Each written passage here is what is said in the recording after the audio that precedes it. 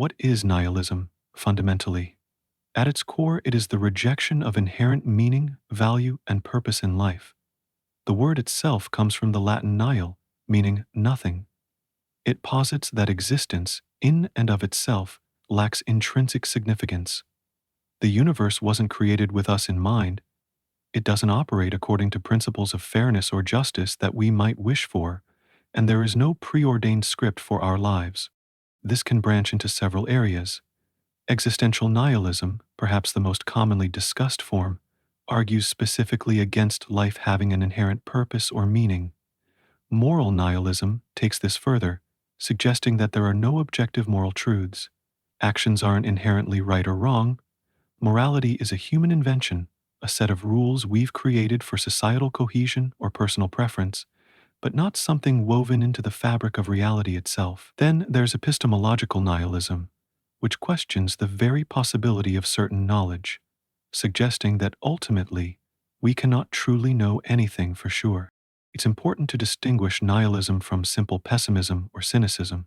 While a nihilistic viewpoint might lead to pessimistic feelings, nihilism itself is presented as a statement about the objective state of affairs. It's not just feeling that things are bad, it's the conclusion that the framework we use to judge things as good or bad, meaningful or meaningless, lacks any ultimate foundation. It claims there is no cosmic scoreboard, no divine judge, no inherent universal law dictating value. The term gained prominence in 19th century Russia, notably through Ivan Turgenev's novel Fathers and Sons, where it was associated with a new generation questioning traditional values and authority. But the philosophical undercurrents run much deeper, touching upon ancient skeptical traditions and the anxieties that arise whenever humanity confronts its own apparent smallness in the face of a vast, silent universe. It's the unsettling thought that perhaps, when we call out into the darkness, there really is no one there to answer, and no inherent reason why there should be. Few thinkers embody the struggle with nihilism more profoundly than Friedrich Nietzsche. It's crucial to understand that Nietzsche wasn't advocating for nihilism as a desirable end state. Rather, he diagnosed it as a looming shadow over Western civilization, the uncanniest of all guests.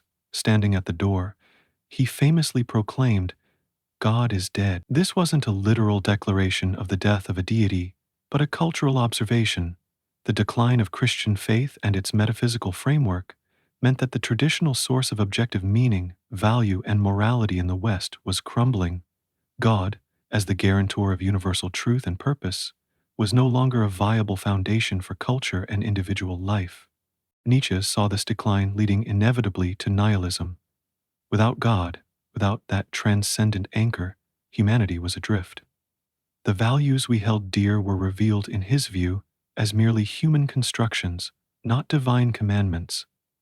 This realization could lead to profound despair, a sense that everything was permitted because nothing was truly commanded, that life itself was ultimately pointless. This passive nihilism, a weary resignation, was something Nietzsche deeply feared. However, he didn't stop there. His entire philosophical project can be seen as an attempt to overcome nihilism, to stare into the abyss without succumbing to it. He called for a revaluation of all values, urging humanity to move beyond the decaying structures of old moralities and create new values, values rooted in the affirmation of life itself, here and now, in all its complexity and potential suffering. Concepts like the Übermensch, overman or superman, the will to power, the fundamental drive of existence, not for mere survival but for growth, striving, and overcoming, and amor fati, the love of one's fate, accepting and affirming everything that happens, good and bad, are all part of his response to the nihilistic threat. He challenged us not to despair in meaninglessness, but to become creators of meaning ourselves. So, while deeply engaged with nihilism, Nietzsche sought a path beyond it, a life-affirming stance in a godless world. If Nietzsche wrestled with nihilism as a problem to be overcome, the Romanian-French philosopher Émile Cioran seemed almost to dwell within it, albeit with a unique, dark, and aphoristic elegance. Cioran's writings are steeped in a profound sense of pessimism, futility, and the burden of consciousness. He explores the absurdity of birth, the constant presence of suffering, and the ultimate meaninglessness of human endeavors with a stark clarity that can be both unsettling and strangely captivating. Unlike Nietzsche's call to active creation, Siren often expresses a deep weariness, a sense of having seen through the illusions that sustain most people. His works, like The Trouble with Being Born or A Short History of Decay, are filled with sharp, often paradoxical insights into the human condition, viewed through a lens of existential despair. He writes about insomnia, boredom, and the temptation of suicide not necessarily as prescriptions, but as consequences of a lucid awareness of life's inherent lack of purpose. For Sioran, consciousness itself can feel like a curse, an awareness of a void that cannot be filled. Yet, there's a kind of intellectual honesty in his bleakness, a refusal to accept comforting lies while deeply nihilistic in sentiment. His very act of writing, of articulating this despair with such precision and dark wit, can be seen as a form of rebellion against the silence he describes. He finds no grand meaning, but perhaps finds a sliver of solace in the unflinching expression of its absence. Beyond these prominent figures, the feeling of nihilism permeates many corners of thought and art. It's the undercurrent in certain existentialist anxieties, the backdrop to absurdist humor, the quiet resignation found in some Eastern philosophies, when misinterpreted through a Western lens, focusing solely on emptiness without the context of liberation. What does it feel like, then, to truly entertain the nihilistic perspective? For some, the initial reaction is one of profound dread or despair. If nothing ultimately matters, then what is the point of striving, of loving, of creating? All achievements seem temporary, all efforts ultimately futile against the backdrop of cosmic indifference and eventual oblivion. This can lead to a paralyzing apathy, a sense that no action is more justified than any other, leading to inaction and withdrawal. The weight of meaninglessness can feel crushing. Yet, for others, the realization can be strangely liberating. If there are no preordained rules, no cosmic judge, no ultimate purpose we are failing to live up to, then we are radically free. Free from the burden of expectation, free from the guilt of not meeting some supposed universal standard. We are free to define our own values, pursue our own joys, create our own temporary, subjective meanings. The absence of inherent purpose can be seen not as a lack, but as an open space, a blank canvas upon which we can paint our own lives, however fleetingly. The silence of the universe might not be judgmental, but simply permissive. It sets no tasks, imposes no duties. In this sense, nihilism could be seen as the ultimate ground for freedom. In our modern world, echoes of nihilistic sentiment can perhaps be felt more widely. The decline of traditional institutions, the overwhelming flood of information often devoid of context or wisdom, the awareness of global suffering, the sheer scale of the cosmos revealed by science, all these can contribute to a feeling of disillusionment, a sense that the grand narratives that once provided meaning are no longer convincing. Postmodern thought, with its skepticism toward universal truths and focus on subjective interpretations, shares some ground with nihilism, though they are distinct philosophies. Does the speed and fragmentation of contemporary life make it harder to hold on to a stable sense of purpose? Does the constant exposure to diverse, often conflicting value systems erode the belief in any single one being objectively true? These are open questions, but the resonance of nihilistic themes in modern culture suggests they tap into a genuine contemporary unease. So, we stand before this whisper. Nothing matters. How do we respond? If we accept the premise, even hypothetically, where do we go from here? As we've seen, despair and apathy are one possible path, but they are not the only ones. The existentialists, like Sartre or Camus, in his absurdist phase, largely accepted the lack of inherent meaning, but argued that this very lack compels us to create our own meaning through choices and actions. We are condemned to be free, Sartre said. and in that freedom lies the responsibility to forge our own essence. The absurdists, particularly Camus, focus on the conflict itself, the clash between humanity's innate desire for meaning and rationality and the universe's silent, irrational indifference.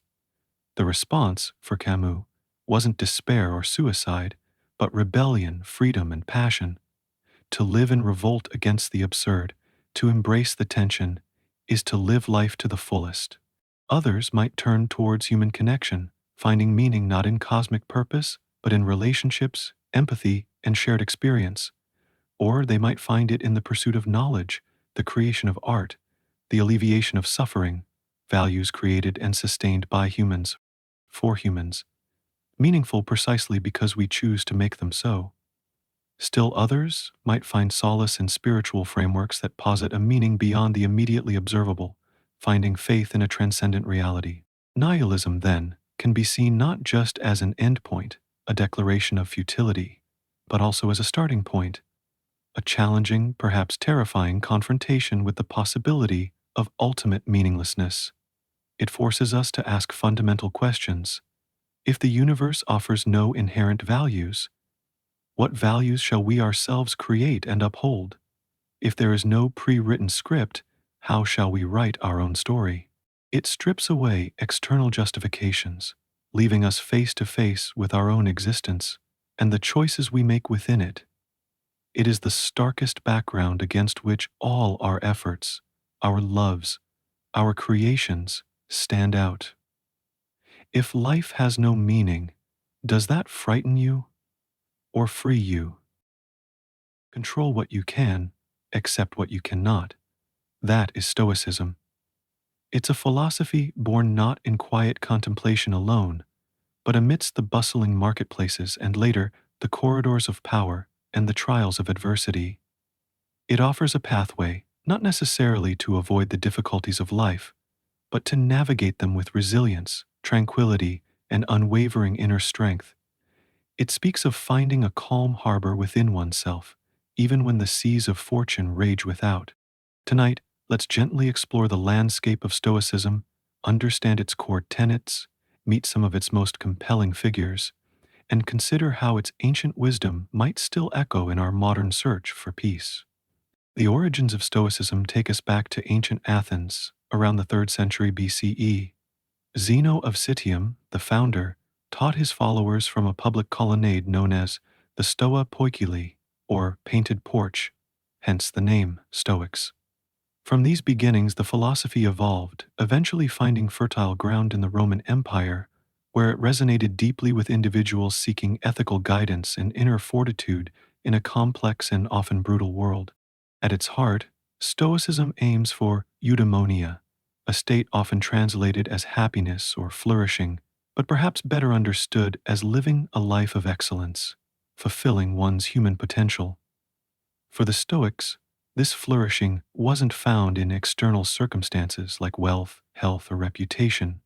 These things were considered indifferents, not unimportant, perhaps preferred or dispreferred, but ultimately outside the realm of true goodness. The only true good, the Stoics argued, lies in virtue, in the state of one's own character expressed through reason. To live a good life is to live virtuously, in accordance with nature and the rational principle they believed governed the universe, the Logos. One of the most practical and enduring pillars of Stoic thought is the concept often called the dichotomy of control, most clearly articulated by the former slave-turned-philosopher Epictetus. He urged a clear distinction between what is truly up to us and what is not, what falls into our sphere of control, our judgments, our impulses, our desires, our aversions, essentially our inner world, our responses, our choices, our will.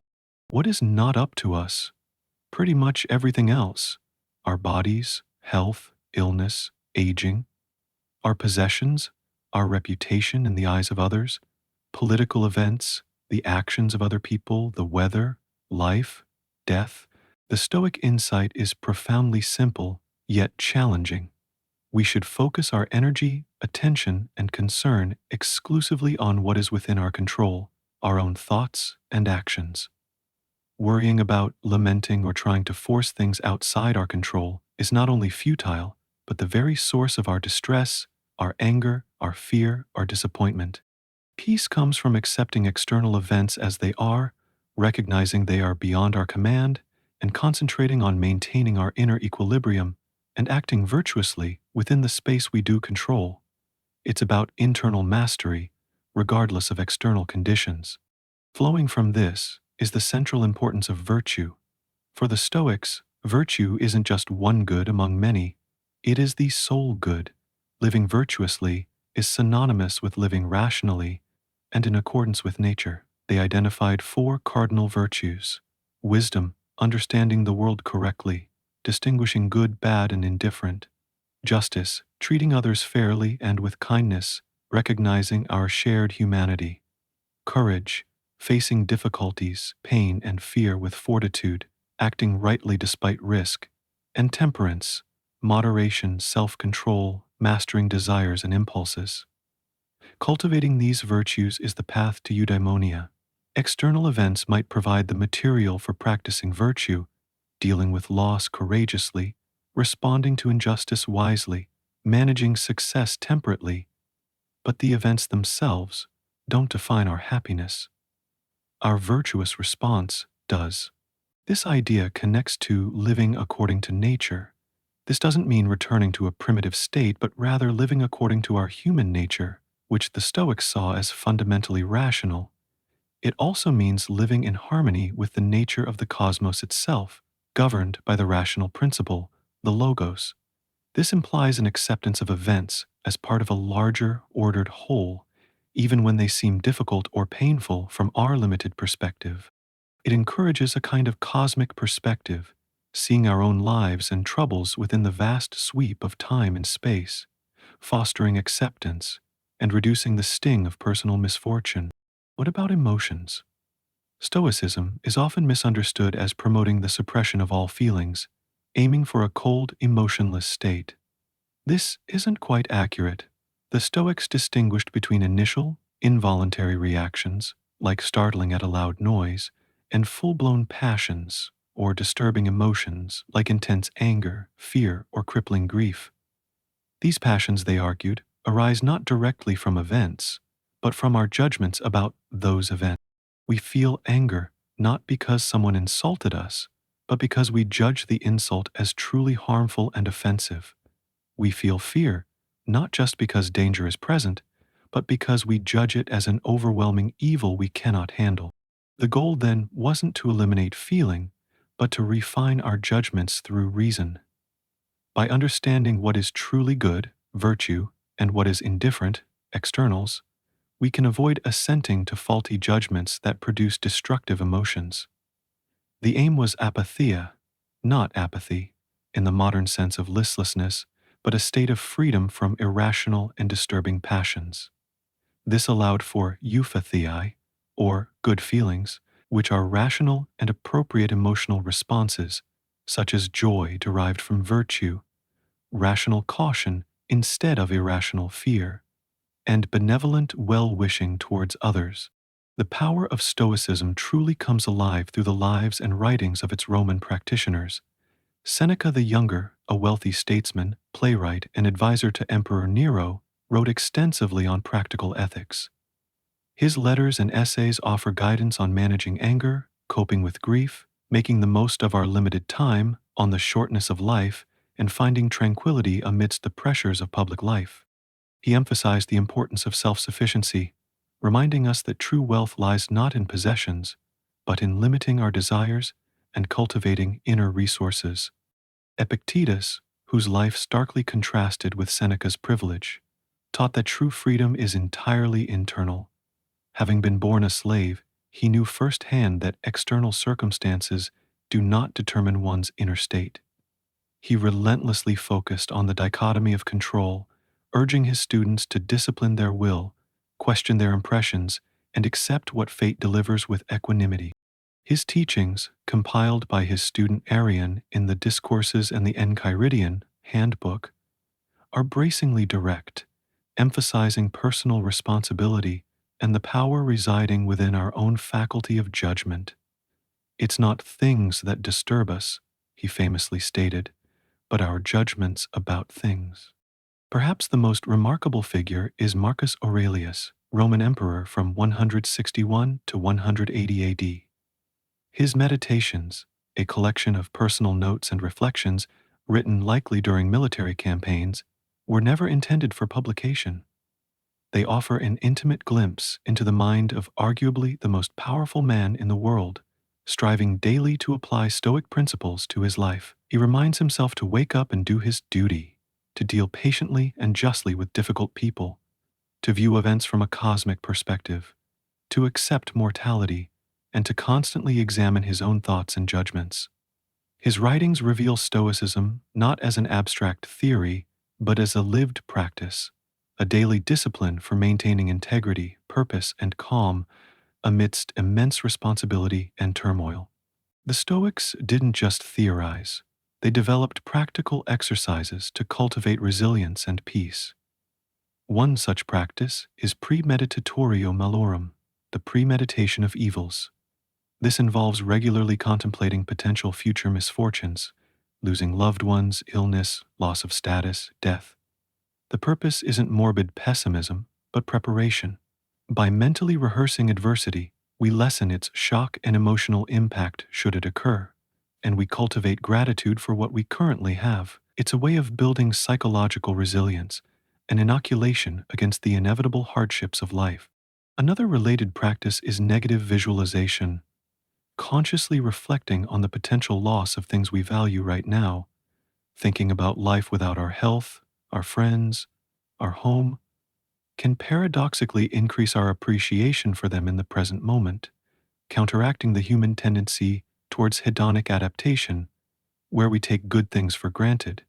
Furthermore, the practice of journaling, exemplified by Marcus Aurelius, serves as a tool for self-reflection, reviewing the day, examining one's judgments, actions, and reactions in light of Stoic principles, helps to refine character and reinforce rational thinking.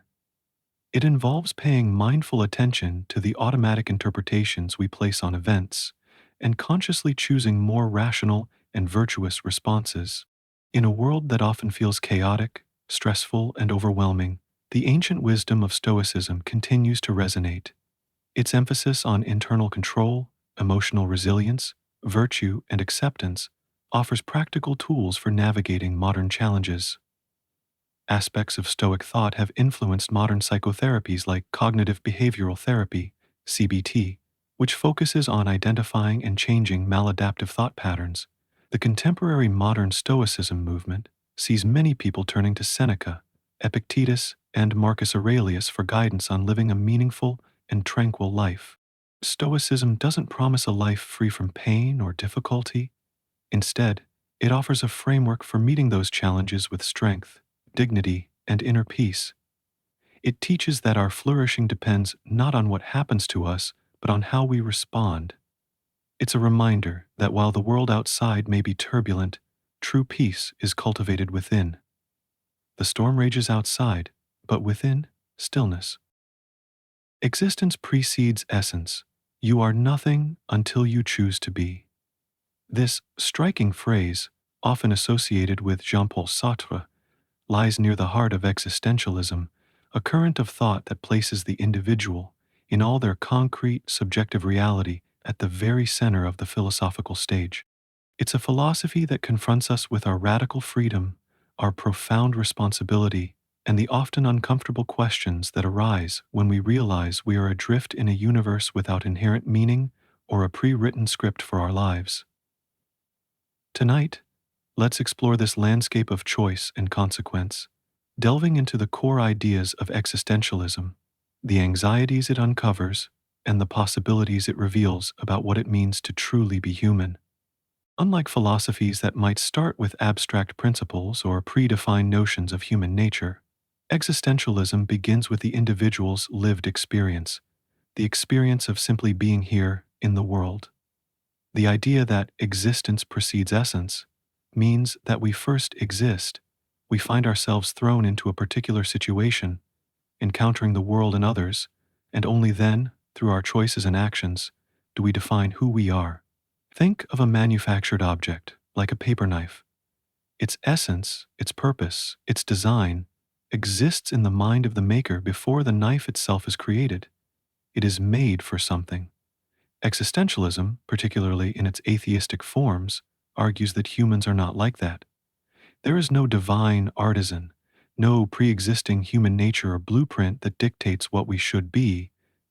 We simply are, and from that raw existence we must forge our own essence. This places an extraordinary emphasis on freedom. If there's no predetermined path, no fixed nature, then we are fundamentally free to choose what we will become. Every action, every decision, every commitment contributes to the definition of who we are. We are the sum of our choices. This isn't just freedom from external constraints, but a more profound freedom to create ourselves. We are the authors of our own lives, writing the narrative moment by moment through the choices we make. But this freedom is not a simple gift. It carries an immense weight. If we are entirely free, then we are also entirely responsible for what we make of ourselves. There are no excuses. We cannot blame our background, our upbringing, our genetics, human nature, or even a divine plan for the choices we make and the person we become.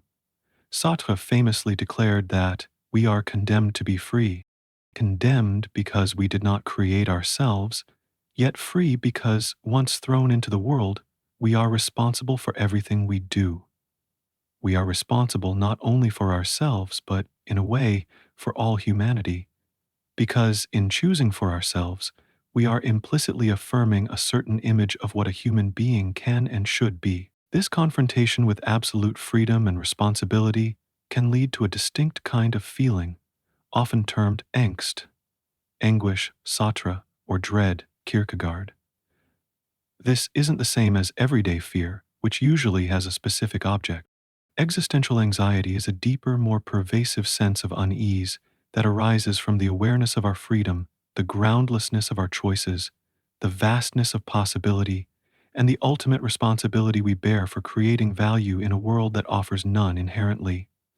It's the dizziness one feels when peering over the edge of a cliff, the cliff of infinite possibility, and the lack of any necessary direction. It is the realization that we are navigating without a map or compass provided by the universe. Many thinkers have explored this terrain. Søren Kierkegaard, a 19th century Danish philosopher often seen as a precursor or father of existentialism, wrestled profoundly with these themes within a religious framework. He emphasized the importance of subjective truth. Truth is subjectivity, arguing that what matters most is not abstract objective knowledge, but the individual's passionate commitment and relationship to their beliefs. He explored the concept of dread as the awareness of freedom and possibility, and famously described the leap of faith required to commit to a religious life, a leap made not on the basis of rational certainty, but through individual choice and passion in the face of uncertainty. In the 20th century, Jean-Paul Sartre became perhaps the most prominent voice of atheistic existentialism. Building on the idea of radical freedom, he explored the ways we try to escape it through bad faith, mauvaise foi. Bad faith is a form of self-deception where we deny our freedom and responsibility, pretending we are objects determined by our roles, circumstances, or character traits. Sartre's famous example is the waiter who performs his role with exaggerated precision, trying to be nothing more than a waiter, thus hiding from the terrifying freedom of being a conscious individual who chooses to act this way. Sartre also emphasized the significance of the other, how our awareness of being seen and judged by other people shapes our sense of self, potentially turning us into objects in their gaze and leading to conflict. Albert Camus, though often distancing himself from the label existentialist, explored deeply related themes, particularly the concept of the absurd. For Camus, the absurd arises from the confrontation between humanity's innate longing for meaning, order, and rationality, and the universe's cold, silent indifference to our desires. The world simply does not provide the ultimate meaning we seek. Faced with this absurd condition, Camus rejected both suicide, a denial of life, and blind faith, an escape from the absurd. Instead, he advocated for revolt, freedom, and passion. We should revolt by constantly maintaining awareness of the absurd without succumbing to despair. We should embrace our freedom to create meaning within our lives, and we should live passionately, experiencing the richness of existence fully. His retelling of the myth of Sisyphus, condemned eternally to push a boulder uphill only for it to roll down again, becomes a powerful metaphor. Sisyphus, in his conscious awareness of his futile task and his scorn for the gods who condemned him, finds a defiant meaning in the struggle itself. One must imagine Sisyphus happy, Camus concludes. Simone de Beauvoir, a lifelong partner of Sartre, extended existentialist principles powerfully into the realm of feminism. Her seminal work, The Second Sex, begins with the famous assertion, one is not born, but rather becomes a woman. Applying the existence precedes essence idea, she argued that woman is not a fixed biological essence, but a social construct, a set of expectations and limitations imposed upon individuals identified as female. She analyzed how patriarchal societies have historically defined woman as the other, relative to man as the default subject, limiting women's freedom and capacity for transcendence, the ability to define oneself through projects and choices. Her work calls for women to reclaim their freedom, reject imposed essences, and define themselves through their own actions and commitments. Central to much existentialist thought is the distinction between living authentically and inauthentically. Authenticity involves acknowledging our radical freedom, accepting responsibility for our choices, confronting uncomfortable truths like our mortality and the lack of inherent meaning, and striving to live in accordance with values we have consciously chosen or created. It means being true to oneself, not as a fixed entity, but as a project always in the making. Inauthenticity, or Sartre's bad faith, is the opposite. It involves fleeing from freedom, making excuses, blaming circumstances or others, conforming blindly to social norms or roles without question, and generally pretending we are not the authors of our own lives. It's a denial of the existential condition, an attempt to find comfort in illusion or determinism. Thinkers like Martin Heidegger, though complex and controversial, also explored this distinction, contrasting an authentic mode of being towards death, where acknowledging our finitude galvanizes meaningful action, with falling into the inauthentic chatter and conformity of the they. So, existentialism doesn't offer easy answers or comforting doctrines. It doesn't tell us what to choose, only that we must choose, and that we are responsible for the consequences. Meaning is not something to be discovered out there in the world, but something to be created through our engagement with it, through our projects, our relationships, our commitments, our rebellion against meaninglessness. It is in the act of striving, loving, creating, and choosing that we forge our essence and find purpose, however temporary or subjective it might be. In our contemporary world, filled with its own anxieties, pressures, and questions about identity and purpose, the themes of existentialism continue to resonate. In an age where traditional anchors of meaning may seem less secure, the existentialist emphasis on individual responsibility, the creation of value, and the search for authenticity holds a powerful, if challenging, appeal. It calls us back to ourselves, to the undeniable reality of our own existence and the choices that shape it. It leaves us here, in the quiet of our own existence, with the profound weight and possibility of our choices. You are condemned to be free. What will you do with it? Socialism represents a range of economic and social systems, characterized by social ownership and democratic control of the means of production. It can also refer to the political theories and movements associated with establishing such systems. Social ownership may refer to forms of public, collective, or cooperative ownership, or to citizen ownership of equity. There are many varieties of socialism, and there is no single definition encapsulating all of them, though social ownership is the common element shared by its various forms. At its heart, socialism arises from a critique of capitalism, particularly its perceived tendencies toward inequality, exploitation, and alienation. It proposes alternatives that prioritize social welfare, cooperation, and a more equitable distribution of wealth and power. Instead of private individuals or corporations owning factories, land, resources, and infrastructure, the means by which goods and services are produced, Socialist thought suggests these should be owned or regulated by the community as a whole, or by the state acting on behalf of the community. The core principles underpinning most socialist ideologies revolve around several key ideas. Firstly, there is the principle of social ownership. This is perhaps the most defining characteristic. The idea is that the resources and industries that society depends upon should belong to everyone, not just a wealthy few. This doesn't necessarily mean personal property, like your clothes or your toothbrush, but rather the larger scale means of creating societal wealth, the factories, the farms, the major transportation networks. How this social ownership is implemented varies widely, from state ownership to worker cooperatives where the employees own and manage the business collectively. Secondly, socialism emphasizes cooperation over competition. While capitalism often thrives on competition between businesses and individuals, socialism posits that human beings are fundamentally cooperative, and that society functions better when people work together for the common good, rather than striving for individual profit at the expense of others. It envisions an economic system where production is geared towards meeting human needs directly, rather than generating private profit. Thirdly, a commitment to equality is central. Socialism seeks to reduce or even eliminate the vast disparities in wealth and status that often characterize capitalist societies. This doesn't always mean absolute equality of outcome for everyone, but rather equality of opportunity and a significant reduction in economic inequality through mechanisms like progressive taxation, wealth redistribution, robust social safety nets, and universal access to essential services like healthcare, education, and housing. The goal is to create a society where everyone's basic needs are met and where class distinctions are minimized. Fourthly, there's a strong belief in the collective good and social welfare.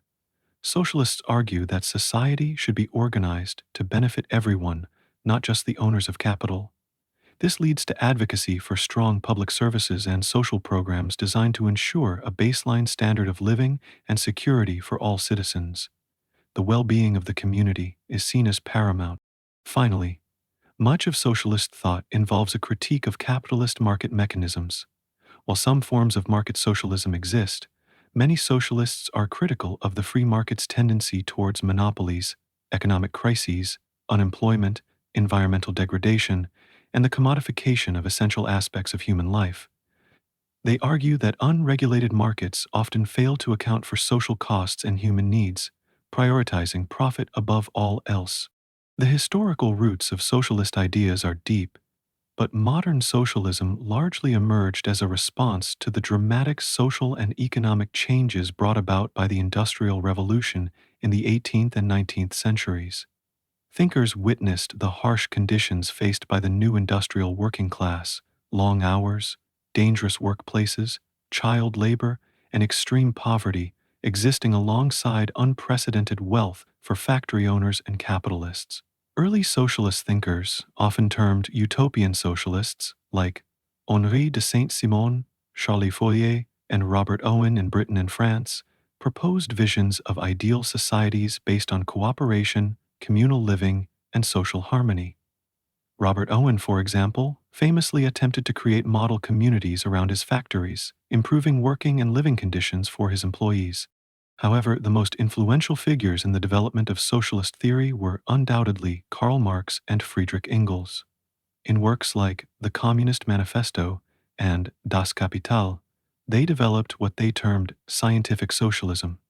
They provided a powerful critique of capitalism, analyzing its economic laws, predicting its eventual collapse due to internal contradictions, and arguing that history progressed through class struggle. They believed that the proletariat, or working class, would eventually overthrow the capitalist bourgeoisie in a revolution and establish a socialist society, a transitional stage leading ultimately to communism, a stateless, classless society based on common ownership. While Marx and Engels are most famously associated with communism, their analysis of capitalism and their call for worker empowerment profoundly shaped nearly all subsequent socialist movements. It is crucial to understand that socialism is not a monolithic ideology, It encompasses a broad spectrum of views and practices. After Marx, the socialist movement saw significant divergence. One major split occurred between revolutionary socialists, who believed, like Marx, that capitalism could only be overthrown through revolution, and evolutionary or democratic socialists, who believed that socialism could be achieved gradually and peacefully through democratic reforms within existing political systems. Eduard Bernstein, a prominent figure in the German Social Democratic Party, was a key proponent of this latter view, known as revisionism or social democracy. He argued that many of Marx's predictions hadn't materialized, and that socialists should focus on winning political power through elections and implementing progressive reforms to improve workers' lives and gradually transform society. This approach gave rise to the social democratic movements that became highly influential in Western Europe, particularly after World War II. These movements, while often identifying as socialist, typically advocate for a mixed economy, combining private enterprise with significant government regulation, strong social safety nets, universal healthcare, public education, and wealth redistribution through progressive taxation. Countries like Sweden, Norway, and Denmark are often cited as examples of successful social democracies, though they retain fundamentally capitalist economies with strong welfare states, rather than full social ownership of the means of production. Another important variant is democratic socialism, which is often confused with social democracy but maintains a clearer commitment to eventual social ownership of major industries, achieved through democratic means. Democratic socialists advocate for radical political and economic democracy, aiming to empower workers and communities within a democratically controlled economy. They seek to move beyond the capitalist framework entirely, but through democratic processes, contrasting with more authoritarian interpretations of socialism seen in the 20th century. The relationship between socialism and communism is also complex and often misunderstood. In Marxist theory, socialism is seen as the lower stage following capitalism, characterized by the dictatorship of the proletariat and state control over the means of production, eventually evolving into the higher stage of communism, a stateless, classless society where resources are distributed based on need, from each according to his ability to each according to his need. However, in the 20th century, regimes that called themselves communist, such as the Soviet Union, China, and others, implemented centrally planned economies with state ownership and authoritarian single-party rule. These states are often referred to as examples of actually existing socialism, though critics argue they deviated significantly from Marx's vision and represented a distortion, often termed state capitalism or bureaucratic collectivism. The collapse of many of these regimes in the late 20th century significantly impacted the global perception of socialism.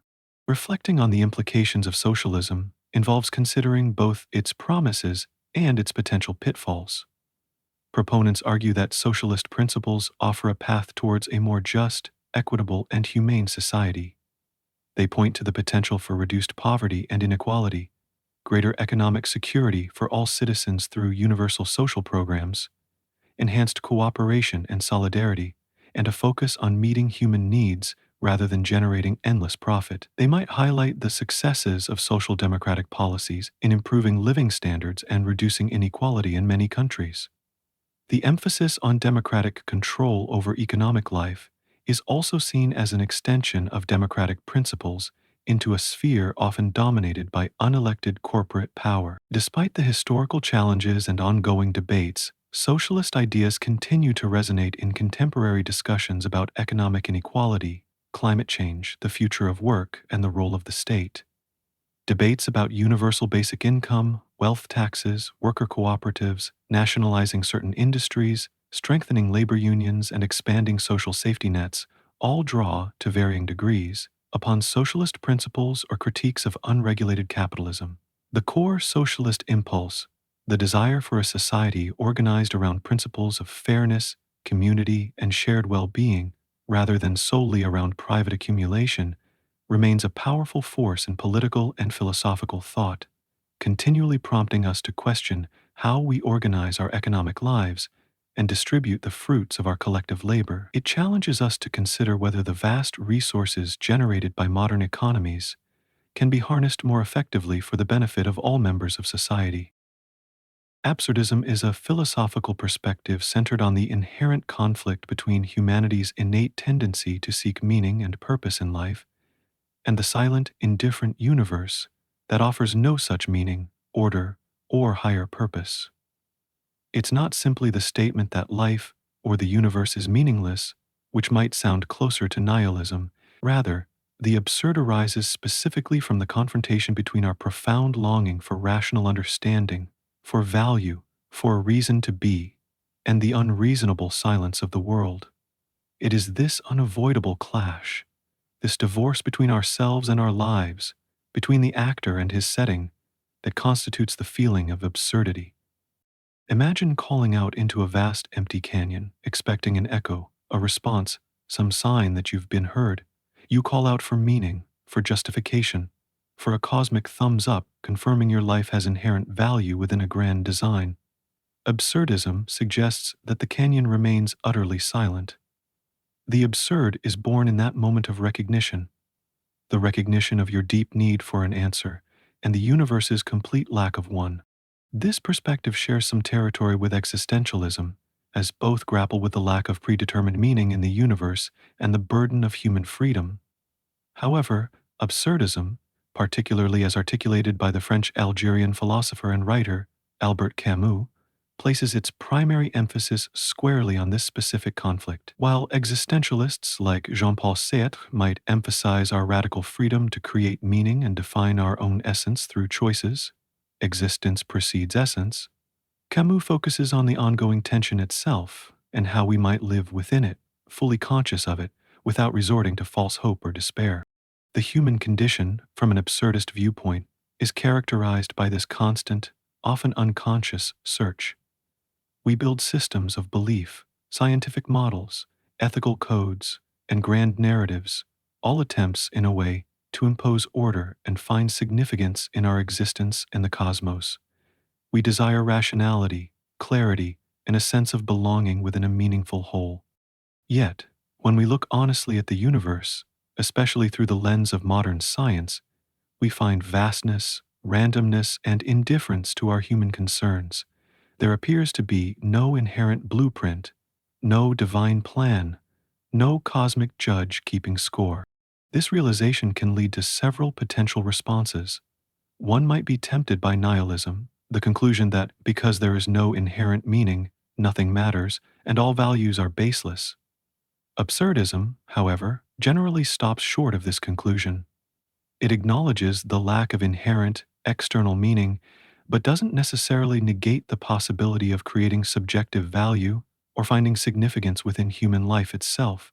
The figure most central to the articulation of absurdism is Albert Camus, particularly in his essay The Myth of Sisyphus. Camus begins this work with a stark pronouncement. There is but one truly serious philosophical problem, and that is suicide. He argues that judging whether life is or is not worth living amounts to answering the fundamental question of philosophy. If life is fundamentally absurd, as he contends, why continue living it? Why not escape the conflict through death? Camus firmly rejects physical suicide as a valid response. To him, suicide is an admission that life is too much, a capitulation to the absurd rather than a confrontation with it. It eliminates one side of the conflict, the seeking human, but it doesn't resolve the absurd. It merely dissolves the awareness of it. He also identifies and rejects what he calls philosophical suicide. This involves escaping the absurd not by ending life, but by leaping into belief systems that provide ready-made meaning and purpose, thereby denying the very conflict that defines the absurd condition. This could include embracing religious dogma that promises divine purpose and afterlife, or adhering rigidly to ideologies that claim to have unlocked the ultimate secrets of history or existence. For Camus, these are escapes, because they require abandoning reason and lucidity, ignoring the evidence of the silent universe in favor of comforting illusions. They deny the absurd rather than living consciously within it. Thinkers like Kierkegaard, who advocated a leap of faith into Christianity precisely because of the absurdity of existence, would fall into this category from Camus' perspective. An admirable recognition of the problem, but an unacceptable solution that sacrifices intellectual honesty. So, if both physical and philosophical suicide are rejected, how should one live in the face of the absurd? Camus proposes that embracing the absurd, living with full awareness of the conflict, leads to three consequences: revolt, freedom, and passion. Revolt is the constant, conscious recognition and rejection of the absurd. It's not a revolutionary uprising in the political sense, but an internal perpetual confrontation. It means living despite the meaninglessness, refusing to accept it passively or to escape into false hope. It is maintaining awareness of the conflict between our desire for meaning and the world's silence, and choosing to live anyway, cherishing our consciousness and our defiance. Revolt gives life its value through this persistent opposition. It is saying no to despair and no to illusion, while saying yes to the lived human experience. Freedom follows from the recognition that there are no ultimate, external rules or values dictated by a higher power or inherent cosmic order. If there is no God, and no predetermined human nature or purpose, then we are truly free. This isn't the potentially dizzying freedom of Sartre, where we are condemned to be free and burdened by total responsibility for creating value. For Camus, absurd freedom is more concrete. It's freedom from the need for eternal justification. We are free to act and experience within the bounds of our finite lives, without worrying about ultimate consequences or divine judgment. Our actions find their meaning and value within the human scale, in the here and now. We are free from the weight of seeking an impossible, eternal meaning. Passion is the third consequence. If life is finite and lacks inherent ultimate meaning, then the rational response is to live it as intensely and richly as possible. It means embracing the present moment, valuing the quantity and diversity of experiences available to us. It's a call to engage fully with the world, with our senses, with other people, with the sheer fact of being alive. Because this life is all we know we have, we should live it passionately, savoring its joys, sorrows, and complexities. Passion is the dedication to experiencing the maximum amount of life within our allotted time. To illustrate this way of living, Camus uses the ancient Greek myth of Sisyphus. Condemned by the gods for his defiance, Sisyphus is forced for eternity to push a massive boulder up a hill, only to watch it roll back down just before he reaches the summit. He must then descend and begin the task anew. This image, pointless, repetitive, unending labor, is Camus' metaphor for the human condition. Our lives are filled with efforts that ultimately amount to nothing in the grand, cosmic scale. However, Camus focuses on the moment Sisyphus walks back down the hill to retrieve the boulder. In this moment, Sisyphus is fully conscious of his fate, his futile struggle. He doesn't hope for a different outcome. He knows the boulder will roll down again. It is in this consciousness, this lucidity about his condition, that Sisyphus becomes the absurd hero. He is superior to his fate because he is aware of it.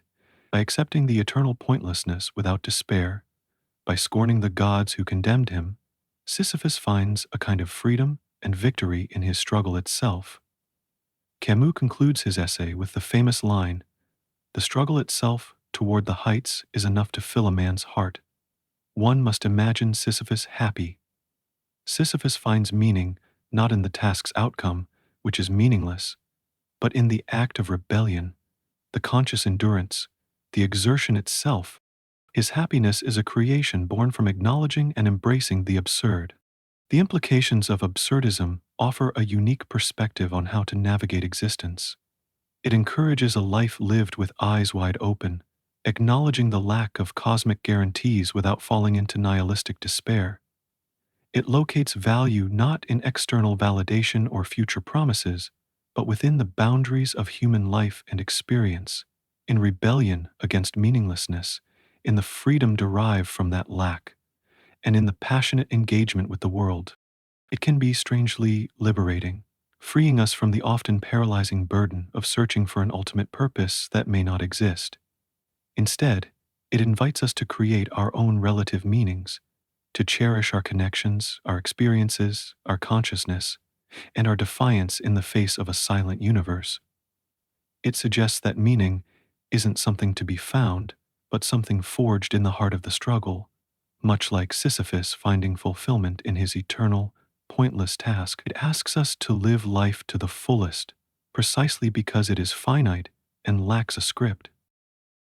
Behaviorism offers a distinct perspective on understanding ourselves and other creatures, proposing that psychology should primarily be the scientific study of observable behavior. It emerged in the early 20th century as a reaction against earlier psychological approaches that focused heavily on introspection, the examination of one's own conscious thoughts and feelings. Behaviorists argued that such internal mental states were too subjective, too private, and too difficult to measure reliably to form the basis of a rigorous science. Instead, they advocated focusing on what could be directly seen and measured: actions, responses, and how they are learned and modified by the environment.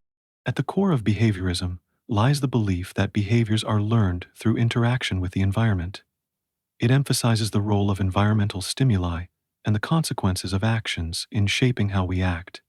Think of it as focusing on the inputs, stimuli from the environment, and the outputs, observable behavioral responses, rather than speculating about the complex, unseen mental processes that might occur in between. For many behaviorists, particularly early on, concepts like consciousness, thoughts, feelings, and intentions were either considered irrelevant to a scientific explanation of behavior or were simply inaccessible to proper scientific scrutiny. The focus shifted decisively towards nurture over nature, suggesting that individuals are largely shaped by their experiences and learning histories. Two fundamental learning processes form the bedrock of behaviorist theory: classical conditioning and operant conditioning.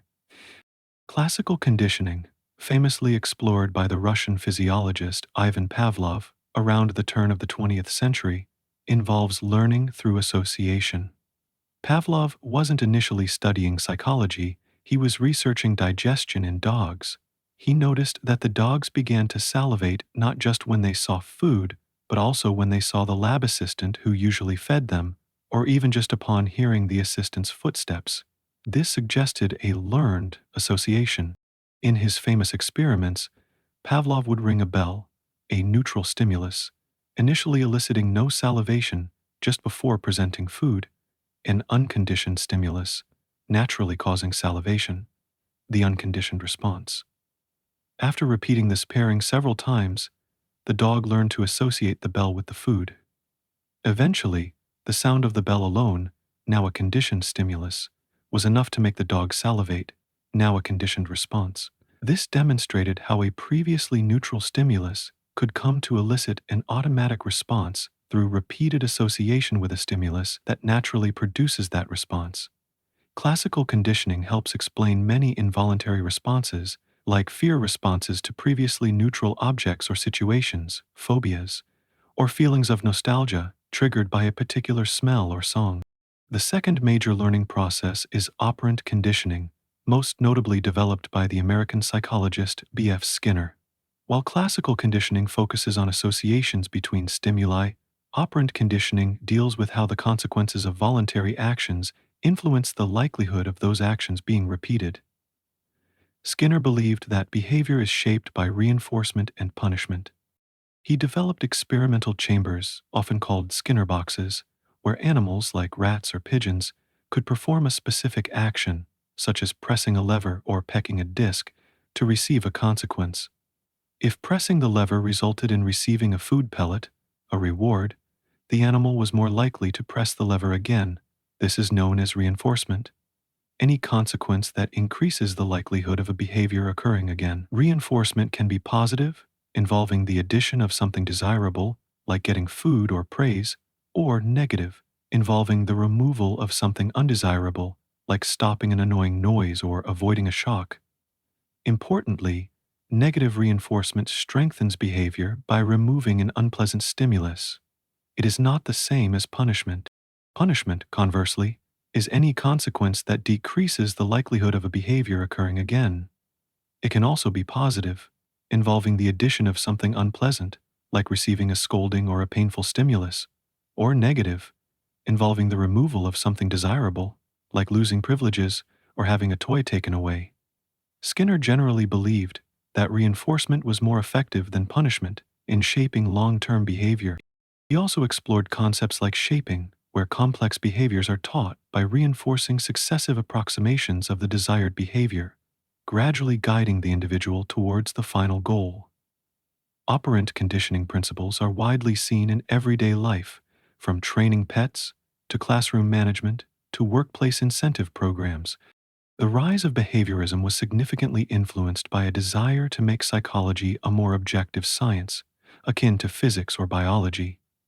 John B. Watson is often considered the founder of behaviorism as a distinct school of thought within psychology. In his influential 1913 paper, Psychology as the Behaviorist Views It, often called the Behaviorist Manifesto, Watson argued forcefully against introspection and called for a focus solely on observable stimulus-response relationships.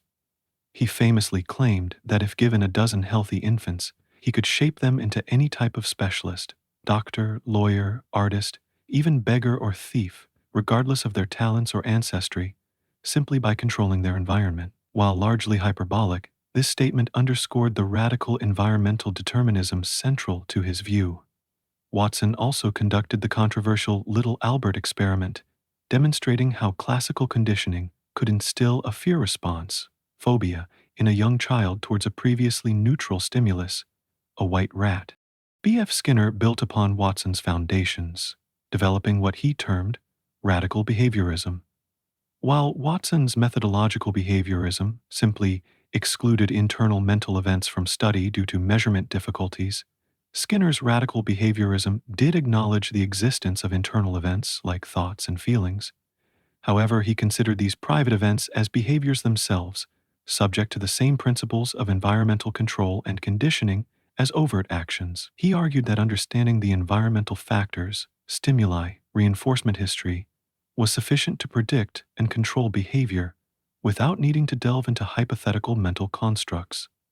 Skinner's work had enormous influence, extending beyond the laboratory into areas like education, developing programmed instruction and teaching machines, and social philosophy, envisioning utopian societies based on behaviorist principles, as depicted in his novel Walden 2. Behaviorism dominated much of Anglo-American psychology for several decades in the mid-20th century and left a lasting legacy.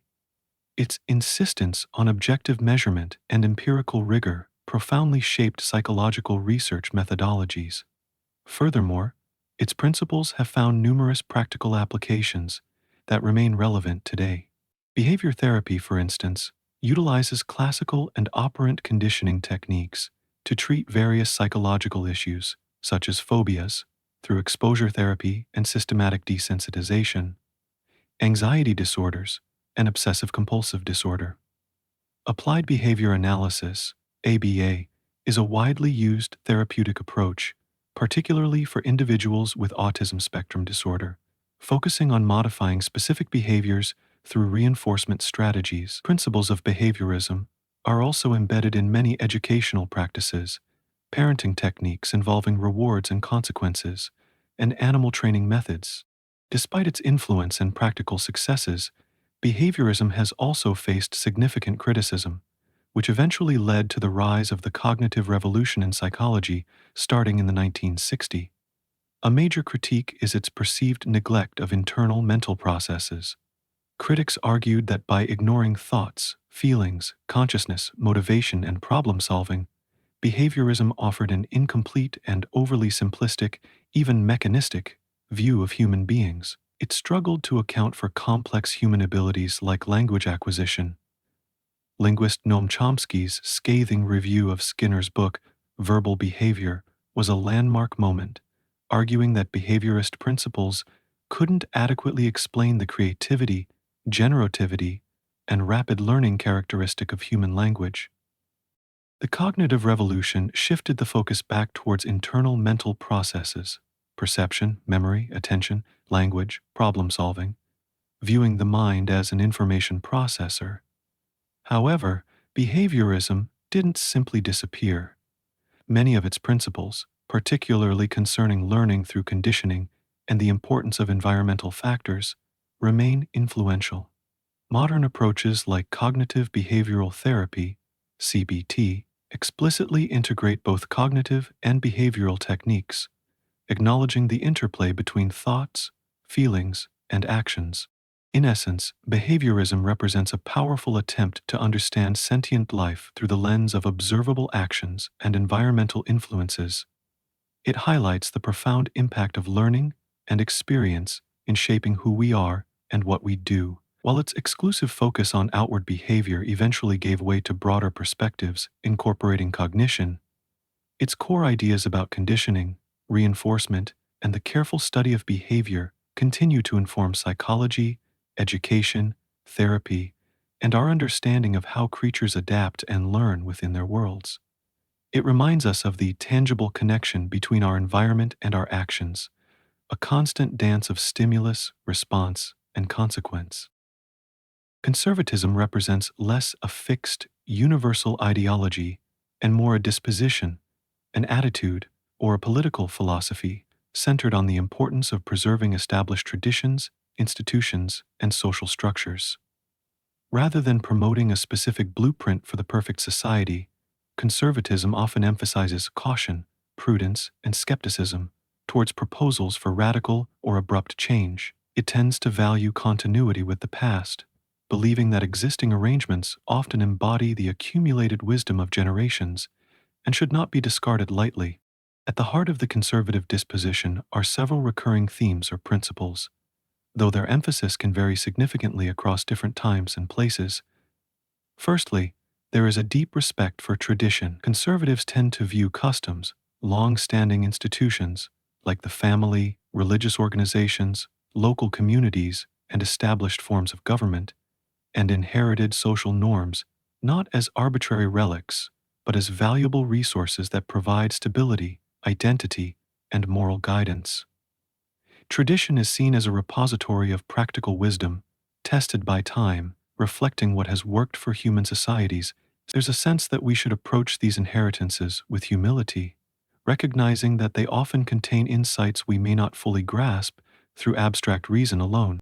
Linked to this is a view of human imperfection. Conservatism generally holds a more cautious or skeptical view of human nature compared to more utopian ideologies. It tends to believe that humans are inherently flawed creatures, limited in wisdom, prone to selfishness, passion, and error. Therefore, grand schemes aimed at radically redesigning society to achieve perfection are viewed with suspicion, as they often underestimate these human limitations and the complexities of social reality. Instead of relying solely on individual reason or revolutionary fervor, conservatives often look to the constraints provided by tradition, established authority, law, and morality to guide human behavior and maintain social order. This leads naturally to the principle of prudence and a preference for gradualism. Conservatives typically advocate for cautious, incremental change rather than sudden, sweeping reforms based on abstract theories or revolutionary ideals. The motto might be, festina lente, make haste slowly. There's a keen awareness of the law of unintended consequences, the idea that well-intentioned actions, especially large-scale social interventions, can often have unforeseen and damaging effects. Society is often viewed as a complex and delicate ecosystem. Radical changes risk disrupting this balance in unpredictable ways. Therefore, reform, when necessary, should be careful, evolutionary, and respectful of existing structures, like gently tending a garden rather than bulldozing the landscape to build anew. Order and authority are also central concerns. Conservatives believe that a stable social and political order is essential for human flourishing and liberty. Without order, society descends into chaos, insecurity, and conflict, the war of all against all, as Thomas Hobbes described it. Consequently, there is respect for legitimate authority, the rule of law, and institutions that maintain peace and stability. While the nature of legitimate authority is debated within conservatism, the underlying principle is that a framework of order is necessary for freedom to exist meaningfully. Liberty is often conceived as ordered liberty, freedom exercised within the bounds of law, custom, and moral responsibility, rather than absolute license to do whatever one pleases. Many conservative thinkers view society organically rather than mechanistically. Society is not seen as a machine that can be easily dismantled and reassembled according to a rational blueprint. Instead, it's more like a living organism, complex, interconnected, with different parts fulfilling necessary functions, evolving slowly over time. Institutions like family, church, community, and state are seen as interdependent parts of this social fabric. This organic view reinforces the preference for gradual change and highlights the importance of social bonds and intermediary institutions that stand between the individual and the state. Private property rights are typically strongly defended within conservatism.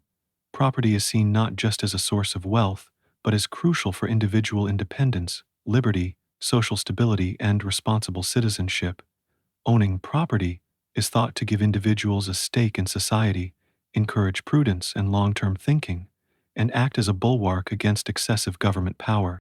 Modern conservatism as a self-aware political philosophy largely emerged as a reaction to the radical changes proposed and enacted during the French Revolution in the late 18th century.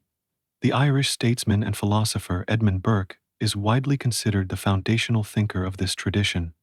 In his influential work, Reflections on the Revolution in France, Burke offered a profound critique of the revolutionaries' reliance on abstract reason and universal rights of man. He argued that their attempts to completely remake French society based on theoretical principles, discarding all existing institutions and traditions, were dangerously arrogant and destined to lead to chaos, violence, and tyranny. Predictions that proved remarkably prescient. Burke defended the value of inherited institutions, traditions, prejudice, in his terms, meaning prejudgment based on experience rather than abstract logic, and gradual, prescriptive change rooted in the specific history and circumstances of a nation. He contrasted the French approach with Britain's own glorious revolution of 1688, which he saw as preserving and restoring traditional liberties rather than inventing new ones from scratch. Burke's emphasis on prudence, tradition, human imperfection, and the dangers of abstract rationalism in politics laid the groundwork for much subsequent conservative thought. Other thinkers, like Joseph de Maistre in France, offered more authoritarian reactionary responses to the revolution, emphasizing hierarchy and religious authority even more strongly. It is crucial to recognize that conservatism is not a monolithic doctrine, but encompasses a diverse range of perspectives that have evolved over time and vary significantly between countries. Traditionalist conservatism, in the Burkean vein, emphasizes continuity, established institutions, and skepticism of rapid change. Social conservatism places a strong emphasis on traditional moral values, often rooted in religious beliefs, focusing on issues related to family, religion in public life, and social norms. Fiscal conservatism prioritizes economic prudence, advocating for limited government spending, balanced budgets, low taxes, and free market principles, sometimes overlapping significantly with classical liberalism. In the United States, figures like Russell Kirk championed a traditionalist conservatism emphasizing cultural continuity and ordered liberty. Later, particularly during the Cold War and after, neoconservatism emerged, characterized by a greater willingness to use government power to promote democratic values abroad, often combined with concerns about cultural relativism domestically. More recently, national conservatism has gained prominence, emphasizing national sovereignty, cultural cohesion, immigration restrictions, and sometimes a more skeptical view of free trade and foreign intervention compared to earlier forms of conservatism. These variations highlight that what conservatives seek to conserve can differ based on context and priority. Reflecting on conservatism involves considering its perceived strengths and weaknesses. Proponents often highlight its emphasis on stability, social order, and continuity, arguing that these are essential preconditions for a peaceful and prosperous society. They value its realism about human nature and its caution against potentially disastrous utopian experiments. The respect for tradition is seen as a way of benefiting from the hard-won wisdom of the past. Its focus on prudence and gradualism can be seen as a mature and responsible approach to governing complex societies. Critics, however, argue that conservatism's emphasis on tradition and order can become an obstacle to necessary social progress and reform. It can be seen as defending existing inequalities, injustices, or outdated social structures simply because they are established.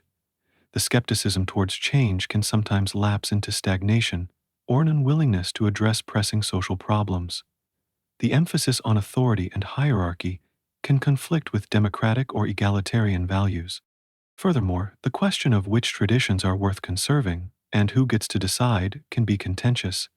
Critics might argue that conservatism sometimes prioritizes the interests of established groups or elites over the needs of the marginalized or disadvantaged. Its cautious view of human nature might be seen as overly pessimistic, underestimating the potential for positive change and human improvement. In essence, conservatism offers a perspective rooted in the appreciation of existing social and political arrangements, a cautious approach to change, and a belief in the value of tradition, order, and continuity. It serves as a constant reminder of the complexities of society, the limitations of human reason, and the potential dangers of radical disruption. Whether viewed as a necessary anchor providing stability or as an impediment to progress, the conservative disposition remains a significant and enduring force in political thought, urging a reflective pause and a consideration of established wisdom before embarking on transformative journeys. It asks us to consider what we might lose in our quest for something new. Rationalism is a philosophical perspective primarily concerning epistemology, the theory of knowledge, that places reason at the center of our quest for understanding the world. It champions the power of the human intellect, logic, and innate ideas as the primary sources and justifications for our most fundamental knowledge. Rather than relying principally on sensory experience, which rationalists often view as potentially deceptive or insufficient, this approach trusts in our capacity to grasp truths through thinking, deduction, and intellectual intuition. At the core of rationalism lie several interconnected principles. The most fundamental is the primacy of reason. Rationalists believe that the most certain and foundational truths about reality, ourselves, and morality can be discovered through logical thought processes and intellectual insight, independent of empirical observation. Reason is seen as the ultimate arbiter of truth. Think of mathematics or geometry. We don't primarily rely on measuring physical triangles to understand the Pythagorean theorem. We grasp its truth through logical deduction from axioms and definitions. Rationalists often see this kind of deductive certainty as the ideal model for all knowledge. Flowing from this is the concept of innate ideas. Many rationalists argue that we are not born as blank slates, tabula rasa, as empiricists would later suggest, but rather possess certain inborn concepts, principles, or knowledge structures. These might include fundamental concepts like God, self, substance, causality, identity, or basic logical and mathematical principles. These ideas are considered part of our rational faculty itself, not derived from sensory experience, though experience might trigger our awareness of them. They provide the starting points, or foundational framework, upon which reason can build further knowledge. Rationalism typically emphasizes deductive reasoning, moving from general principles or axioms to specific conclusions. If the initial premises are true and the logical steps are valid, the conclusion must also be true. This method offers a pathway to certainty that inductive reasoning, generalizing from specific observations, which is central to empiricism, cannot typically provide. As inductive conclusions are probabilistic rather than certain, the goal for many rationalists is to achieve indubitable knowledge, truths that cannot reasonably be doubted, and deduction seems the most promising route to such certainty. Consequently, there's often a degree of skepticism towards sensory experience. While rationalists don't usually deny that we learn about the world through our senses, they argue that sensory information is often confused, changing, and unreliable. It shows us how things appear, but not necessarily how they truly are. The senses can be deceived by illusions, dreams, or misinterpretations. Therefore, sense experience is considered secondary to reason when it comes to establishing fundamental truths about the underlying nature of reality. Reason is needed to interpret, correct, and go beyond the raw data of the senses to grasp the essential structure of things. This often connects to a belief that reality itself possesses an intelligible, logical structure that corresponds to our rational faculties, making it possible for reason to comprehend it. René Descartes, a French philosopher and mathematician, is often considered the father of modern rationalism. Troubled by the uncertainty he perceived in existing knowledge systems, Descartes embarked on a quest for an absolutely certain foundation for knowledge. He employed a method of radical doubt, systematically questioning everything he thought he knew, including the evidence of his senses, which could be dreaming or deceived by a malicious demon. He sought one truth that could survive this relentless skepticism. He found it in the very act of doubting itself. Even if he was doubting everything, the fact that he was doubting meant that he must exist as a thinking thing. This led to his famous declaration, cogito ergo sum. I think, therefore I am. From this single, indubitable truth, discovered through reason alone, Descartes attempted to rebuild knowledge, arguing for the existence of God, based on his innate idea of a perfect being, and the reliability of clear and distinct ideas perceived by reason, including mathematical truths and the fundamental distinction between mind, thinking, substance, and body. His emphasis on reason, innate ideas, and the search for certainty exemplifies the rationalist spirit. Baruch Spinoza, a Dutch philosopher, developed a highly systematic and radical form of rationalism. Deeply influenced by geometry, he sought to deduce the entire structure of reality from a few fundamental definitions and axioms, much like Euclid derived geometry. Spinoza argued for monism, the idea that reality is ultimately composed of only one substance, which he identified as both God and nature, Deus sive natura. Everything that exists, including minds and physical objects, are merely modes or attributes of this single, infinite substance. He believed that through reason, we could achieve an intuitive understanding of this unified reality and our place within it, leading to intellectual love of God/nature, and a form of ethical understanding based on recognizing the deterministic necessity of all things. Gottfried Wilhelm Leibniz, a German philosopher, mathematician, and polymath, presented another major rationalist system, albeit one that differed significantly from Spinoza's. Leibniz argued that the universe is composed of an infinite number of simple, indivisible, mind-like substances called monads. Each monad reflects the entire universe from its own unique perspective, and they develop according to an internal principle, unfolding their perceptions in a pre-established harmony orchestrated by God. Leibniz is also known for his principle of sufficient reason, the idea that for everything that exists or happens, there must be a reason or cause why it is so, and not otherwise. This principle reflected his deep conviction in the ultimate rationality and intelligibility of the universe, famously leading him to conclude, based on God's perfection and rationality, that this world must be the best of all possible worlds, despite the existence of evil and suffering. Rationalism is often understood in contrast to empiricism, the other dominant epistemological tradition in modern philosophy, championed by figures like John Locke, George Berkeley, and David Hume. While rationalists emphasize reason and innate ideas, empiricists argue that all knowledge ultimately originates from sensory experience. Locke proposed the mind is a tabula rasa, or blank slate at birth, filled gradually through observation and reflection on sensory input. Empiricists prioritize inductive reasoning and are generally more skeptical about the possibility of achieving absolute certainty about the world beyond our experiences. This debate between rationalism and empiricism, concerning the sources, scope, and limits of human knowledge, shaped much of philosophical discourse for centuries. Later, Immanuel Kant attempted a famous synthesis, arguing that knowledge arises from the interplay of both sensory experience, providing the content, and innate structures of the mind, providing the form or organization.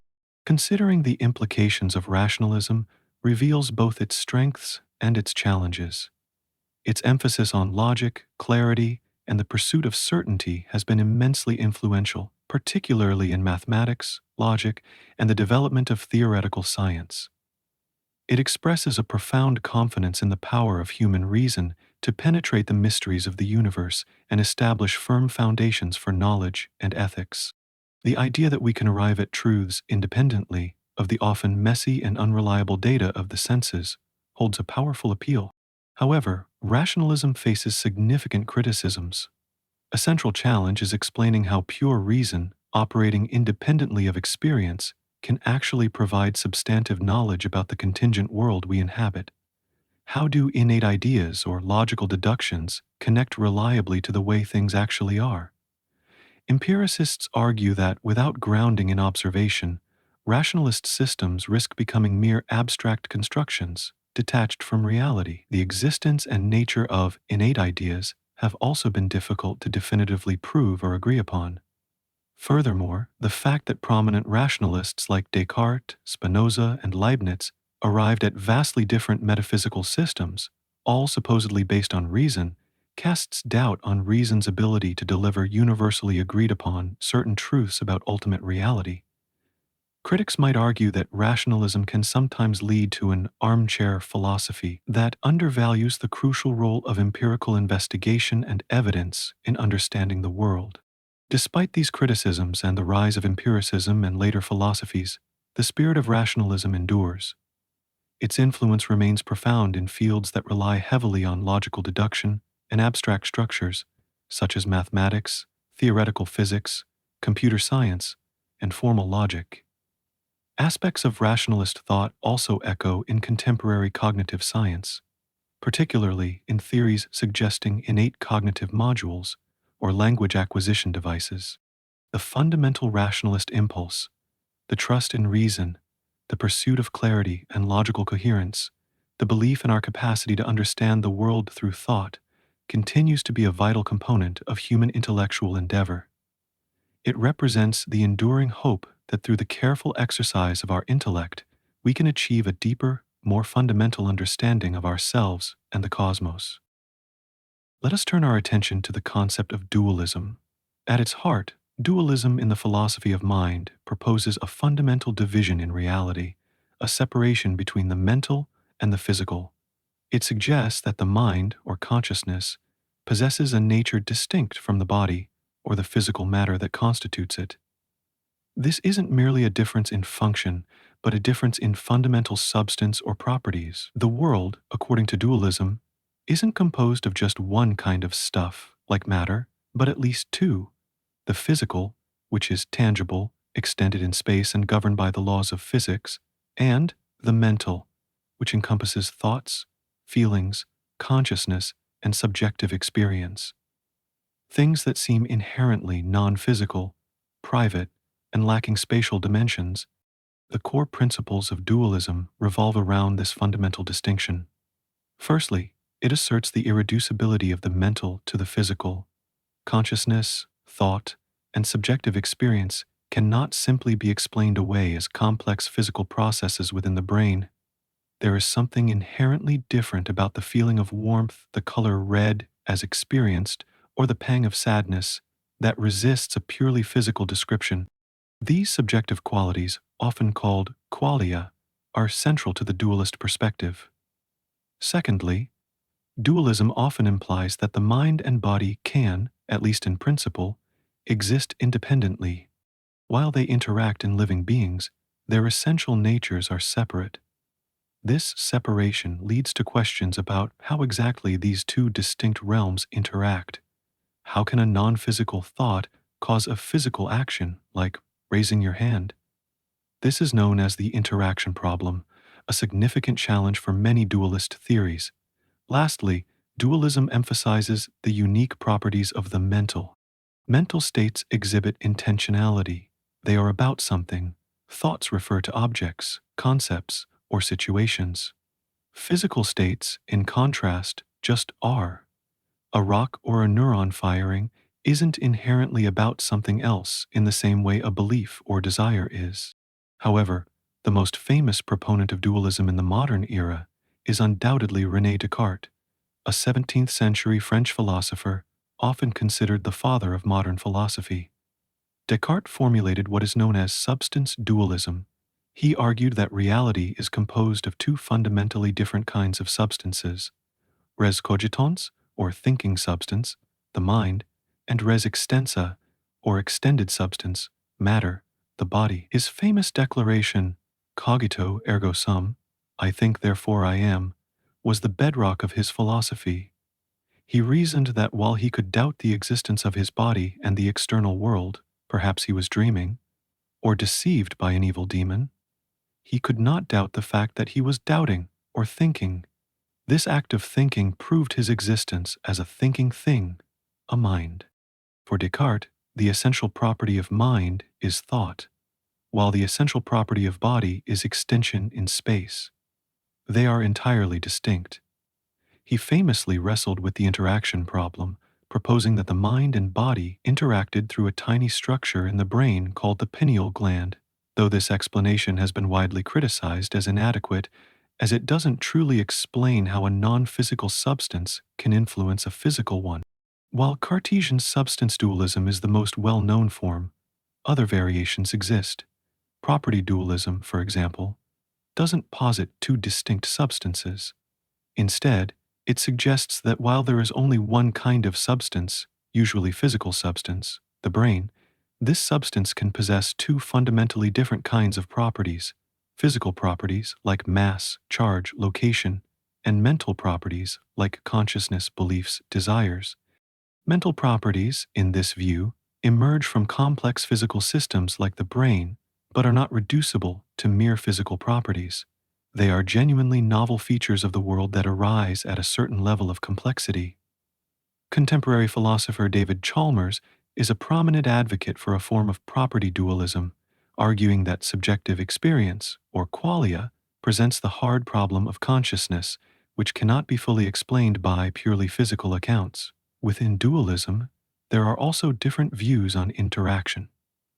Interactionism, like Descartes held, believes mind and body causally influence each other. Epiphenomenalism suggests that physical events cause mental events, but mental events have no causal power over physical events. They are like the steam whistle on a locomotive, caused by the engine but not affecting its operation.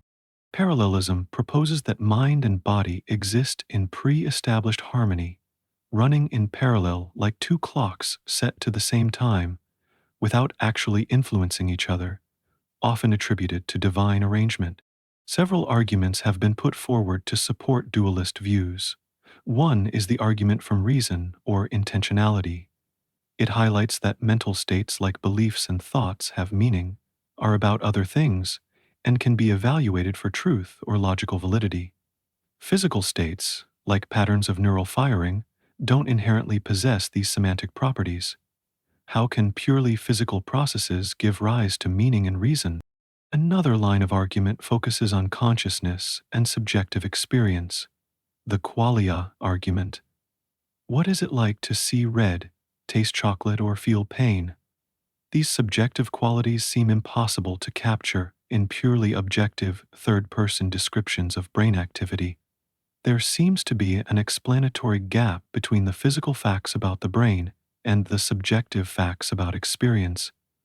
Related is the knowledge argument, often illustrated by the thought experiment of Mary, a brilliant scientist who knows all the physical facts about color vision, but has lived her entire life in a black and white room. If, upon leaving the room and seeing red for the first time, she learns something new, what it is like to see red, then physical facts alone cannot capture all aspects of mental life. Descartes' conceivability argument also persists. One can clearly and distinctly conceive of the mind existing without the body, and perhaps vice versa. If this is genuinely conceivable without contradiction, it suggests they are distinct entities. Leibniz's law, the principle of the identity of indiscernibles, is also invoked. If two things are identical, they must share all the same properties. Dualists argue that minds and bodies, or brains, have different properties. Minds are private, non-spatial, and possess consciousness, while brains are public, spatial, and lack subjective experience, therefore they cannot be identical. Despite its intuitive appeal to many, dualism faces significant challenges, primarily from the perspective of modern science and materialism, or physicalism, the view that only physical substance exists. The most persistent criticism remains the interaction problem, especially for substance dualism. If mind is non-physical, how does it make contact with the physical brain to receive sensory input or initiate bodily actions? Explanations like Descartes' pineal gland are seen as insufficient, and violating fundamental physical principles, like the conservation of energy, seems unavoidable if a non-physical mind is to exert force on the physical world. This leads to the argument from the causal closure of the physical world. Physics seems to provide a closed system of explanation. Physical events have sufficient physical causes. There appears to be no room or need for non-physical mental causes to intervene in the chain of physical causation, described by neuroscience and physics. Introducing a non-physical mind seems superfluous. Occam's razor, the principle that entities should not be multiplied beyond necessity, favors physicalism as the simpler explanation. If mental phenomena can, even in principle, be explained by complex brain activity, then positing an additional non-physical substance or property is less parsimonious. Furthermore, the vast body of evidence from neuroscience shows strong correlations between brain states and mental states. Brain damage demonstrably affects mental capacities, personality, and consciousness. Specific mental functions are localized to particular brain regions. Brain chemistry influences mood and thought. While correlation doesn't equal identity, this tight dependency strongly suggests that the mind is intimately linked to and likely dependent upon the physical brain, challenging the idea of a separable mind. The implications of the dualism debate are profound. If dualism is true, it opens the door for possibilities like the survival of consciousness after death, as the mind is not intrinsically tied to the fate of the physical body. It could also provide a basis for genuine free will, allowing the non-physical mind to make choices independent of the deterministic laws governing physical matter. Conversely, if physicalism is true, personal identity becomes tied to the continuity of the physical body and brain, making survival after death highly unlikely, and free will becomes harder to reconcile with physical determinism. Dualism also impacts how we view the potential for artificial intelligence. If consciousness arises from a non-physical substance or property, then merely replicating the physical structure and function of a brain in a machine might never be sufficient to create genuine consciousness. The debate shapes our understanding of ourselves, our place in the universe, and the relationship between subjective experience and the objective world studied by science. It forces us to confront the deep mystery of consciousness. How does the intricate, physical machinery of the brain give rise to the rich, subjective tapestry of our inner lives? Whether one leans towards dualism or physicalism, the questions raised remain central to understanding the nature of reality and our own existence within it. The enduring appeal of dualism lies in its validation of our intuitive sense that our conscious experience is something more than just complex biological computation, something fundamentally different from the physical world it observes. Let us explore the philosophy known as Objectivism, a system of thought largely developed by the Russian-American writer and philosopher Ayn Rand. Objectivism presents itself as an integrated system, offering a view on metaphysics, epistemology, ethics, politics, and aesthetics. It begins with the fundamental axiom that reality exists independently of human consciousness. Existence exists. Things are what they are. This metaphysical stance asserts an objective reality that we perceive through our senses. Our consciousness does not create reality, but rather apprehends it. Building upon this foundation, Objectivism holds that reason is man's only means of perceiving reality, his only source of knowledge, his only guide to action, and his basic means of survival. It rejects faith, intuition, or emotion as valid tools for acquiring knowledge about the world. Knowledge is gained through observation and logical inference, processing sensory data via conceptual thought. Emotions are seen as consequences of our value judgments, not tools of cognition in themselves. To be guided by reason means accepting the responsibility of thinking for oneself, basing conclusions on evidence and logic rather than authority or popular opinion. Perhaps the most distinctive and often controversial aspect of Objectivism is its ethics, which champions rational self-interest. Objectivism proposes an ethics of ethical egoism, asserting that the primary moral purpose of every individual is the achievement of their own happiness and well-being. It holds that man's life, the life proper to a rational being, is the ultimate standard of moral value. Actions that sustain and enhance one's life as a rational being are considered good or virtuous, while those that negate or destroy it are considered evil or vicious. The major virtues identified within Objectivism include rationality, the commitment to think and act according to reason; productiveness, creating the material values one's life requires; and pride, moral ambitiousness, the commitment to achieve one's own moral perfection. This ethical framework leads to the famous objectivist claim that selfishness is a virtue.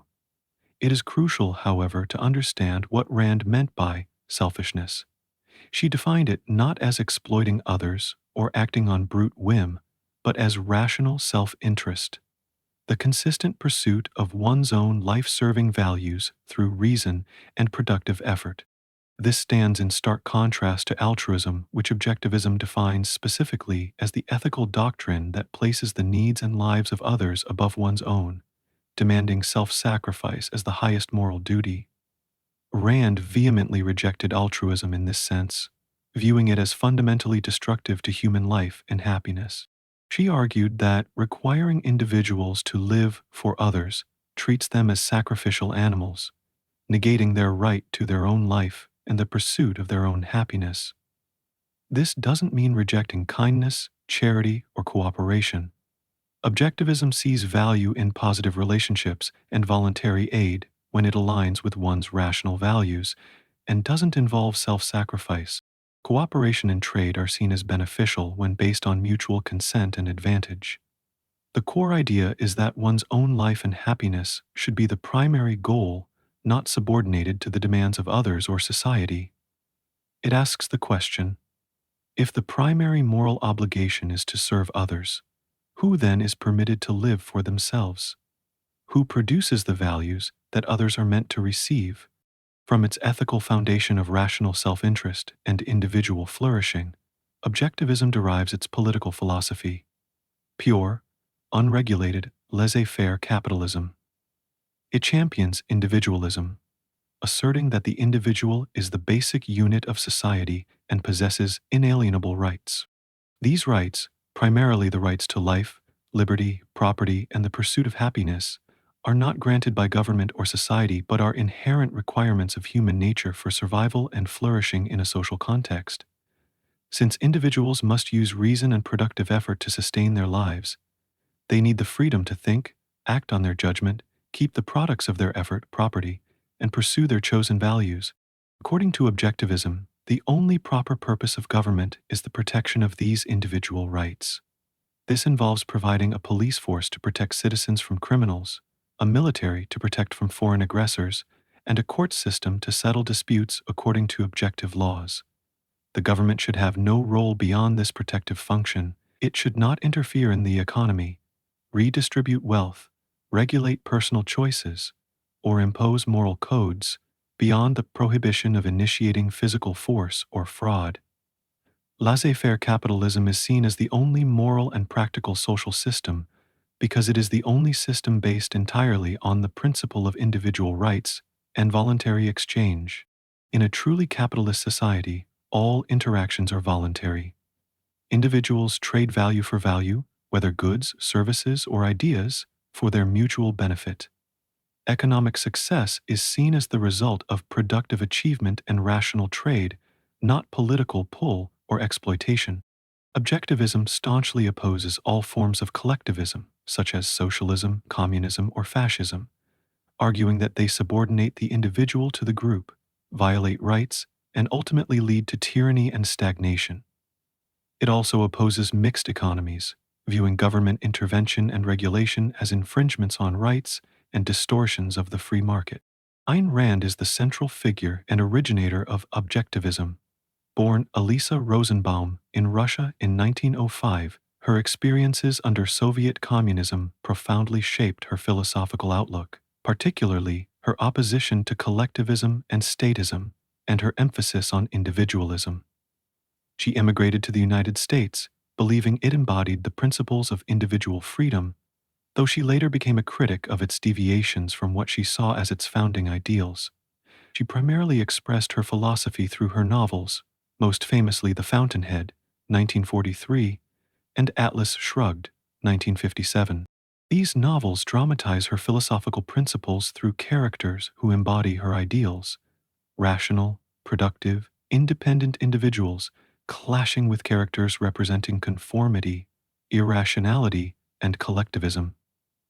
She later published nonfiction works like The Virtue of Selfishness, Capitalism, The Unknown Ideal, and Introduction to Objectivist Epistemology to systematically present her philosophical ideas. She viewed objectivism as a coherent, integrated system where each part logically depends on the others. The justifications offered for objectivism stem from its foundational premises. The argument for rational self-interest rests on the biological and existential requirement for living organisms, particularly rational beings like humans, to act in ways that sustain their own lives. Since reason is the tool for survival, acting rationally means acting in one's long-term best interest. The rejection of altruism as self-sacrifice follows from the view that sacrificing one's life or fundamental values is contrary to the ultimate standard of value, which is one's own life. The case for individual rights and laissez-faire capitalism is derived from the ethics. If individuals must live by their own effort and judgment for their own sake, they require freedom from coercion. Objectivism has certainly generated controversy and criticism. Its ethical egoism is often perceived as harsh, antisocial, or promoting indifference to the suffering of others. Critics argue that Rand misunderstands or misrepresents altruism, confusing it with extreme self-abnegation rather than encompassing simple benevolence or concern for others. While objectivism allows for voluntary charity, its strong condemnation of altruism as a moral duty strikes many as counterintuitive to basic human empathy. The political advocacy for pure laissez-faire capitalism is criticized for potentially leading to extreme inequality, monopolies, market failures, and inadequate provision for those unable to compete effectively in the market.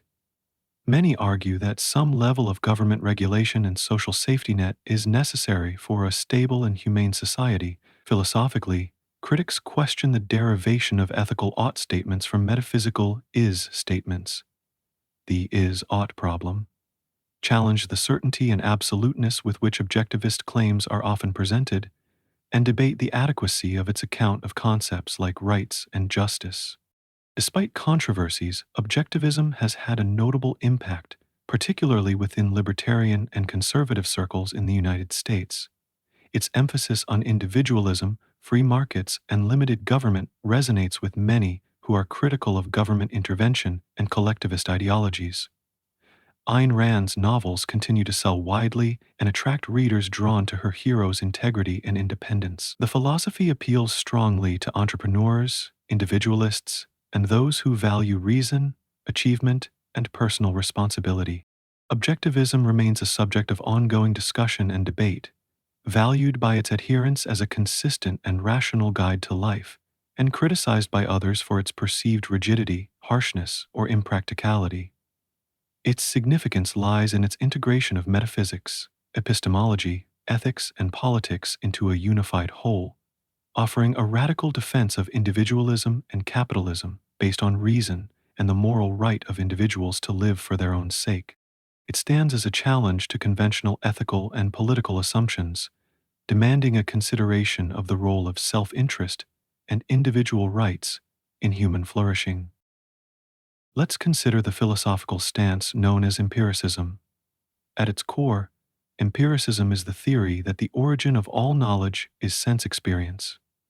It emphasizes the role of experience and evidence, especially sensory perception, in the formation of ideas, while discounting the notion of innate ideas or knowledge acquired solely through reason independent of experience.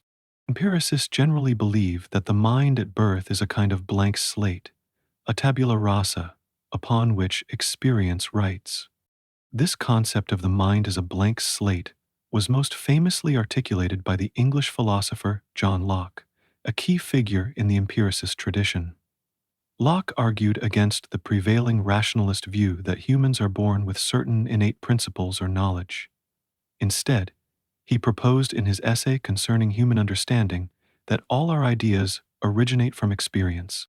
This experience, according to Locke, takes two forms: sensation, through which our senses convey perceptions of external objects into the mind, like yellow, heat, soft, bitter, and reflection, through which the mind perceives its own operations, like thinking, doubting, believing, willing.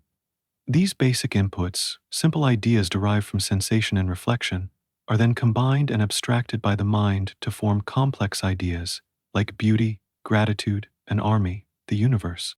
Locke also made a significant distinction between primary and secondary qualities of objects. Primary qualities are attributes considered inherent in the objects themselves, independent of any observer, such as solidity, extension, size, figure, shape, motion or rest, and number. These qualities, Locke believed, accurately represent aspects of the external world. Secondary qualities, on the other hand, are not in the objects themselves, but are powers that objects have to produce certain sensations in us through their primary qualities. Examples include colors, sounds, tastes, and smells. The experience of warmth from a fire exists in us as a sensation produced by the motion of particles, a primary quality in the fire. But the warmth itself, as we feel it, is not inherent in the fire at all. This distinction aimed to reconcile the apparent subjectivity of some sensory experiences with the belief in an objective external reality. Building upon Locke's foundation, the Irish philosopher George Berkeley took empiricism in a more radical direction, leading to idealism. Berkeley challenged Locke's distinction between primary and secondary qualities, and, more fundamentally, questioned the very existence of material substance independent of mind. He argued that since all we ever have access to are our own perceptions or ideas, we have no grounds for believing in the existence of unperceived matter. Primary qualities like shape and size, he contended, are just as relative to the perceiver as secondary qualities like color. His famous principle is esse est percipi. To be is to be perceived. For Berkeley, reality consists solely of minds, spirits, perceivers, and the ideas they perceive. Physical objects are collections of ideas present in the mind. This leads directly to the classic philosophical puzzle often phrased as, if a tree falls in the forest and no one is around to hear it, does it make a sound? From Berkeley's perspective, sound is a sensory experience, an idea perceived by a mind. If no mind, human or otherwise, is present to perceive the vibrations as sound, then no sound, in the sense of an auditory sensation, exists. The physical event, vibrations, might occur, but the experience of sound requires a perceiver. Berkeley resolved the potential issue of objects popping in and out of existence depending on whether someone is perceiving them by positing that the omnipresent mind of God perceives everything constantly, thus ensuring the continuity and order of reality. For Berkeley, the falling tree makes vibrations, and these are perceived as sound if a mind is present. Otherwise, they exist as ideas within the eternal perception of God. The Scottish philosopher David Hume is perhaps the most influential and rigorous empiricist, pushing the principles of empiricism to their skeptical limits. Like Locke and Berkeley, Hume believed all knowledge comes from experience, which he divided into two categories: impressions and ideas. Impressions are the direct, vivid, and forceful perceptions we have through our senses or emotions, seeing red, feeling anger. Ideas are fainter copies of impressions, used in thinking and reasoning, remembering the sight of red, contemplating anger. Hume argued that any meaningful idea must ultimately be traceable back to a corresponding impression. Applying this principle critically, Hume questioned many concepts previously taken for granted. He famously analyzed the notion of causation. We observe that event B consistently follows event A, and we infer a necessary connection, believing A causes B. Hume argued that while we observe constant conjunction and temporal priority, we never perceive a necessary connection itself. Our belief in causality stems from habit or custom, an expectation formed through repeated experience, not from rational insight or direct perception of a causal power. This led to his famous problem of induction. Just because the sun has risen every day in the past, based on experience, doesn't give us logical certainty it will rise tomorrow. Inductive reasoning, extrapolating from past experience to future events, lacks ultimate rational justification, though it is a necessary habit for practical life. Hume also turned his skeptical empiricism inward, examining the concept of the self. He argued that when we introspect, we never perceive a stable, enduring self or substance. Instead, we encounter a fleeting bundle or collection of different perceptions, thoughts, feelings, sensations, in constant flux. The self, for Hume, is not a unified entity, but this stream of consciousness, a bundle of perceptions. Empiricism finds support in its intuitive alignment with how we seem to learn about the world through observation, interaction, and the accumulation of experiences. It also provides a strong foundation for the scientific method, which relies heavily on observation, experimentation, measurement, and evidence gathering, all forms of sensory experience, to test hypotheses and build knowledge about the natural world. The emphasis on testable evidence has been incredibly fruitful in advancing scientific understanding. However, empiricism also faces significant challenges. Rationalists argue that certain kinds of knowledge, particularly in mathematics and logic, seem to be known a priori, independent of experience. Truths like 2 plus 2 equals 4, or a bachelor is an unmarried man, appear to be necessary truths accessible through reason alone, not derived from sensory observation. How can pure empiricism account for such abstract and seemingly certain knowledge? Hume's own problem of induction poses a challenge from within empiricism. If all knowledge comes from experience, and experience only tells us about the past and present, how can we justify our knowledge claims about the future or universal laws? Furthermore, the reliability of sensory experience itself can be questioned. Our senses can deceive us through illusions, hallucinations, or variations in perspective. How can we be sure our senses provide an accurate picture of reality? Finally, the strict blank slate model has been challenged by findings in cognitive science and linguistics, which suggest humans may possess innate cognitive structures or predispositions that shape learning and experience, such as an innate capacity for language acquisition, proposed by Noam Chomsky. Despite these challenges, the legacy of empiricism is immense. It fundamentally shifted the focus of philosophy towards experience and observation, profoundly influencing the development of modern science and psychology. Even behaviorism, though a psychological theory rather than a philosophical epistemology, shares empiricism's emphasis on observable data, behavior, rather than unobservable internal states. The tension between empiricism and rationalism continues to shape debates in epistemology, exploring the interplay between experience, reason, and potential innate structures in the formation of human knowledge. Empiricism compels us to consider the foundations of our beliefs, the role our senses play in constructing our understanding of the world, and the inherent limits of what we can know through experience alone.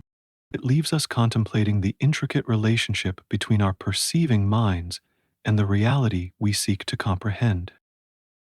Let us consider the broad political and moral philosophy known as liberalism. Emerging prominently during the Enlightenment, liberalism is centered on the fundamental values of liberty and equality. It emphasizes the importance of individual rights, the idea that legitimate government must be based on the consent of the governed, and the principle that all individuals are equal before the law. While diverse in its manifestations across history and geography, these core commitments unite the liberal tradition. At the heart of liberalism lies individualism. It views the individual person as the primary unit of moral and political concern, possessing inherent worth and dignity. From this focus on the individual flows the central value of liberty, or freedom. Liberals champion various freedoms, including freedom of conscience, religion, speech, association, and the freedom to pursue one's own conception of a good life. A key distinction often arises between negative liberty, liberty of freedom from external interference or coercion, particularly by the state, and positive liberty, the capacity or power to act, achieve goals, and realize one's potential, which may sometimes require assistance or enabling conditions. Alongside liberty, equality is a foundational principle. Liberals assert the fundamental moral equality of all individuals. This translates into equality before the law, meaning laws should apply equally to everyone without arbitrary distinctions. It also often extends to a commitment to equality of opportunity, ensuring individuals have a fair chance to succeed regardless of their background. Debates within liberalism exist regarding the extent to which equality of outcome should be pursued. Further core tenets include the concept of rights, inherent, inalienable entitlements possessed by individuals, often framed historically as natural rights. These typically include rights to life, liberty, and, significantly in early liberalism, property. These rights serve as crucial protections for the individual against infringement by the state or other people.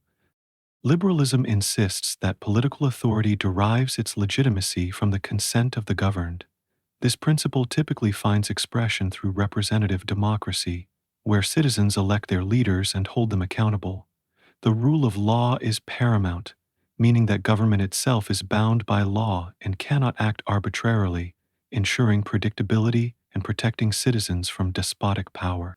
Finally, toleration, the acceptance or non-interference with beliefs and practices differing from one's own, is a vital liberal value, necessary for diverse societies where individuals pursue different ways of life. John Locke, an English philosopher of the 17th century, stands as a towering figure in the foundation of classical liberalism. In his two treatises of government, Locke argued that individuals possess natural rights that predate government, specifically the rights to life, liberty, and property. He proposed a social contract theory where individuals voluntarily agree to form a government primarily to protect these natural rights more effectively than they could in a state of nature. Crucially, this consent is conditional. If the government violates the social contract and infringes upon these fundamental rights, the people retain the right to resist or overthrow it. Locke's ideas profoundly influenced liberal thought and revolutionary movements, most notably shaping the language and principles of the American Declaration of Independence. His emphasis on property rights also linked early liberalism closely with the emergence of capitalist economies. In the 19th century, John Stuart Mill, another hugely influential English philosopher, adapted and expanded liberal thought. While deeply committed to individual liberty, Mill provided one of its most eloquent defenses in his work on liberty. He proposed the harm principle as the primary justification for restricting individual freedom. The only purpose for which power can be rightfully exercised over any member of a civilized community against his will is to prevent harm to others. Actions that affect only oneself, even if deemed foolish or immoral by others, should not be interfered with. Mill was a passionate advocate for freedom of speech and thought, arguing that even false or unpopular opinions should be allowed expression, as debating them leads closer to truth and prevents accepted truth from becoming dead dogma. While grounded in utilitarianism, seeking the greatest happiness for the greatest number, Mill emphasized higher intellectual and moral pleasures and the importance of individual self-development and experimentation in living. The 20th century saw the emergence of John Rawls, an American philosopher whose work, A Theory of Justice, revitalized political philosophy and provided a compelling framework for contemporary, more egalitarian liberalism. Rawls sought principles of justice that free and rational individuals would agree upon if they were choosing from a fair position. He devised a famous thought experiment, the original position, where individuals choose principles of justice from behind a veil of ignorance. This veil prevents them from knowing their own specific place in society, their class, race, gender, talents, or conception of the good life. Rawls argued that from this impartial standpoint, people would choose two principles. First, the principle of equal basic liberties, granting each person an extensive set of fundamental freedoms, like freedom of thought, conscience, political participation, compatible with similar liberties for all. Second, the principle concerning social and economic inequalities. Such inequalities would only be permitted if they satisfy two conditions. They must be attached to offices and positions open to all under conditions of fair equality of opportunity, and they must be to the greatest benefit of the least advantaged members of society. The difference principle.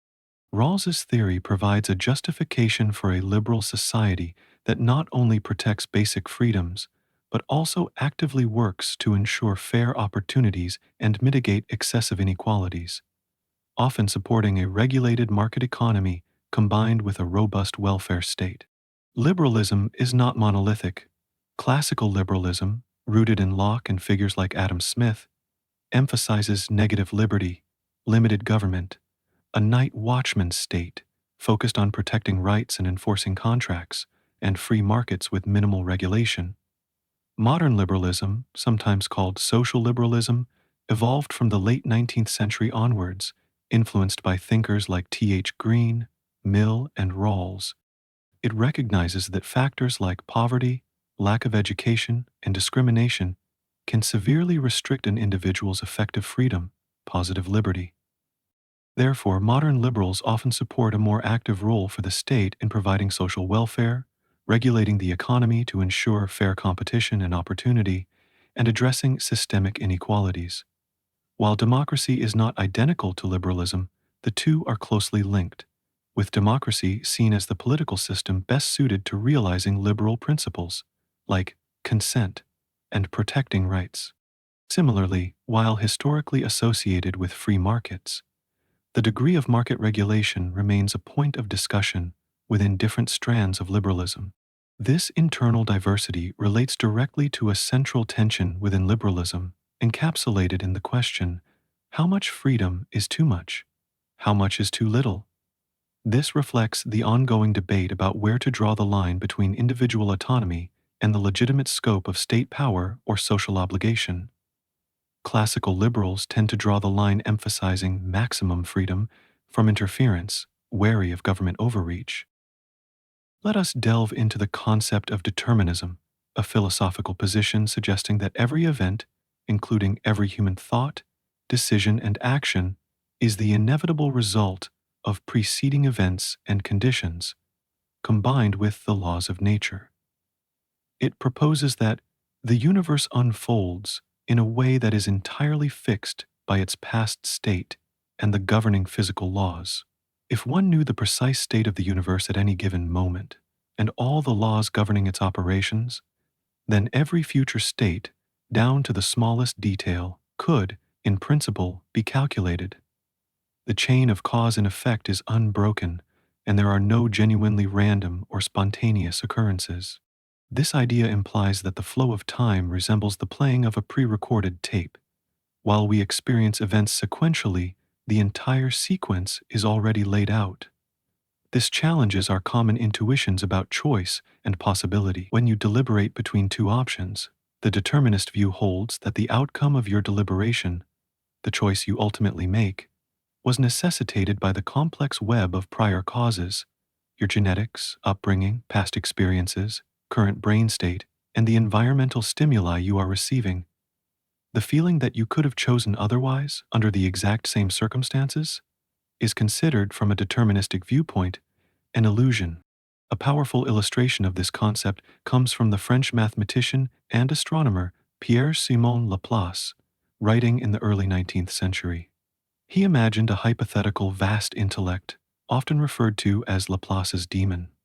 This intellect would know the precise position and momentum of every particle in the universe at a single instant.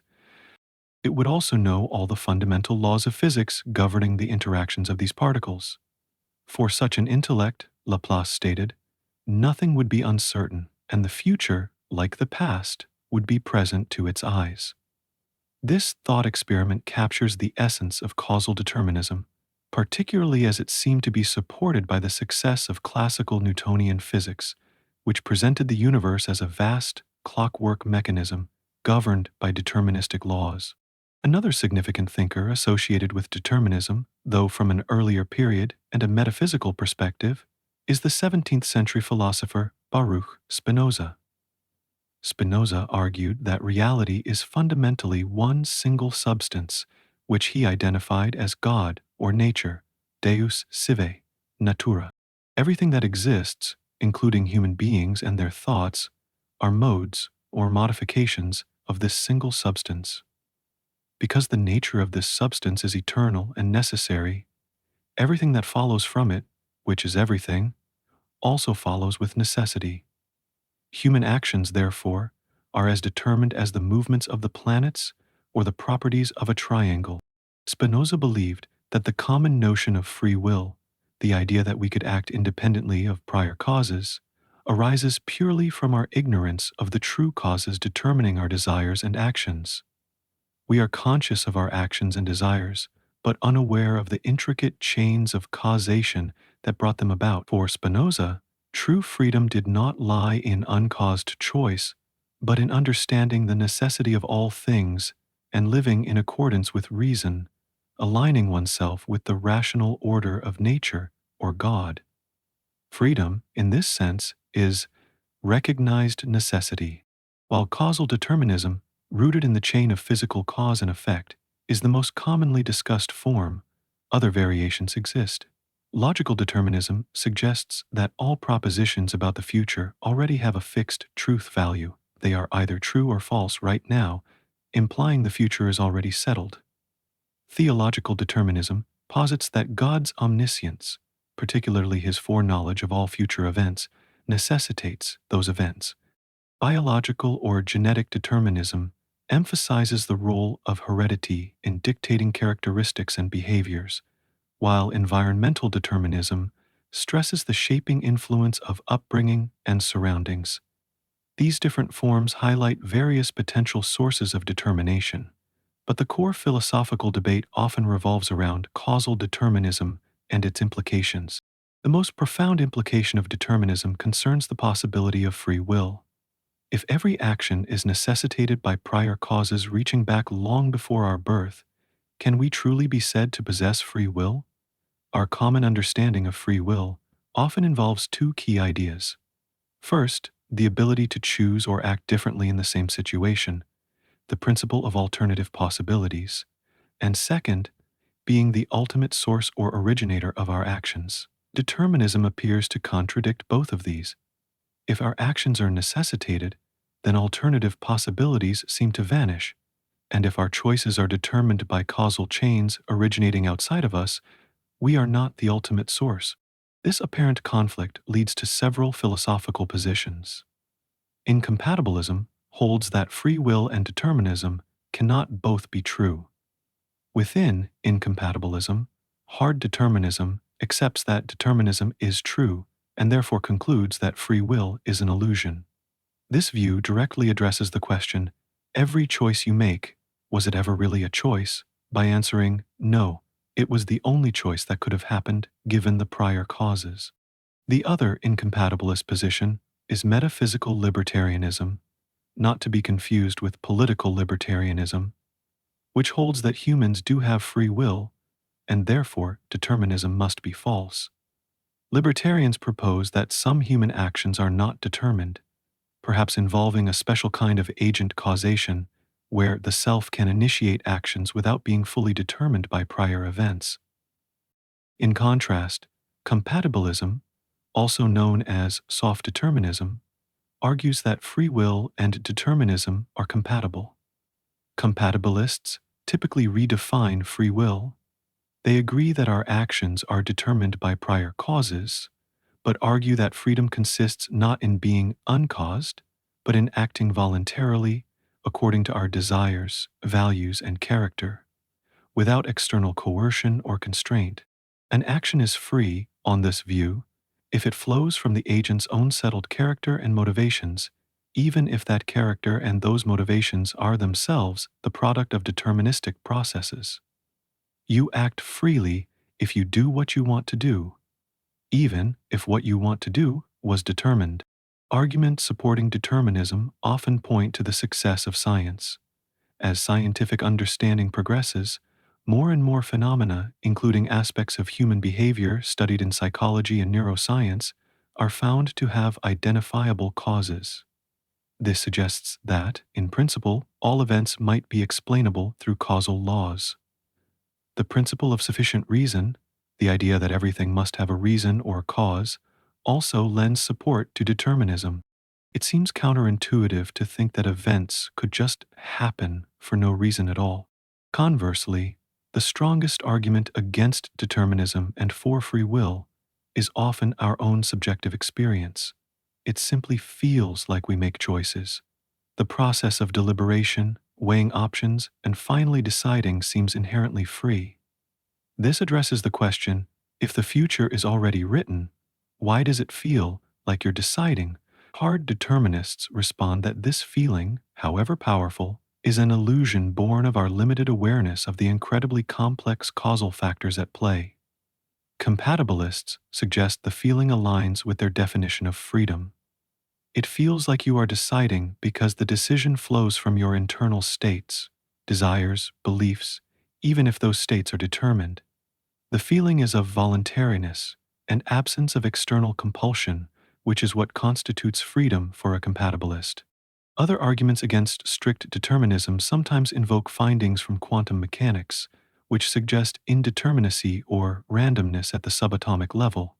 However, whether this quantum indeterminacy translates into meaningful free will at the macroscopic level of human action is highly debated. Randomness doesn't necessarily equate to freedom. Perhaps the most significant challenge posed by determinism relates to moral responsibility. If our actions are ultimately determined by factors beyond our control, in what sense can we be held morally responsible? Can we justly praise someone for a good deed or blame them for a crime if they couldn't have done otherwise? This concern motivates many to seek ways to preserve free will, either through libertarianism or compatibilism. The implications of the determinism debate are far-reaching. It affects our understanding of justice, punishment, praise, and blame. It touches upon our sense of personal identity, agency, and the meaning we find in our lives. If determinism is true, does it diminish our achievements or excuse our failings? Does it make striving for goals pointless?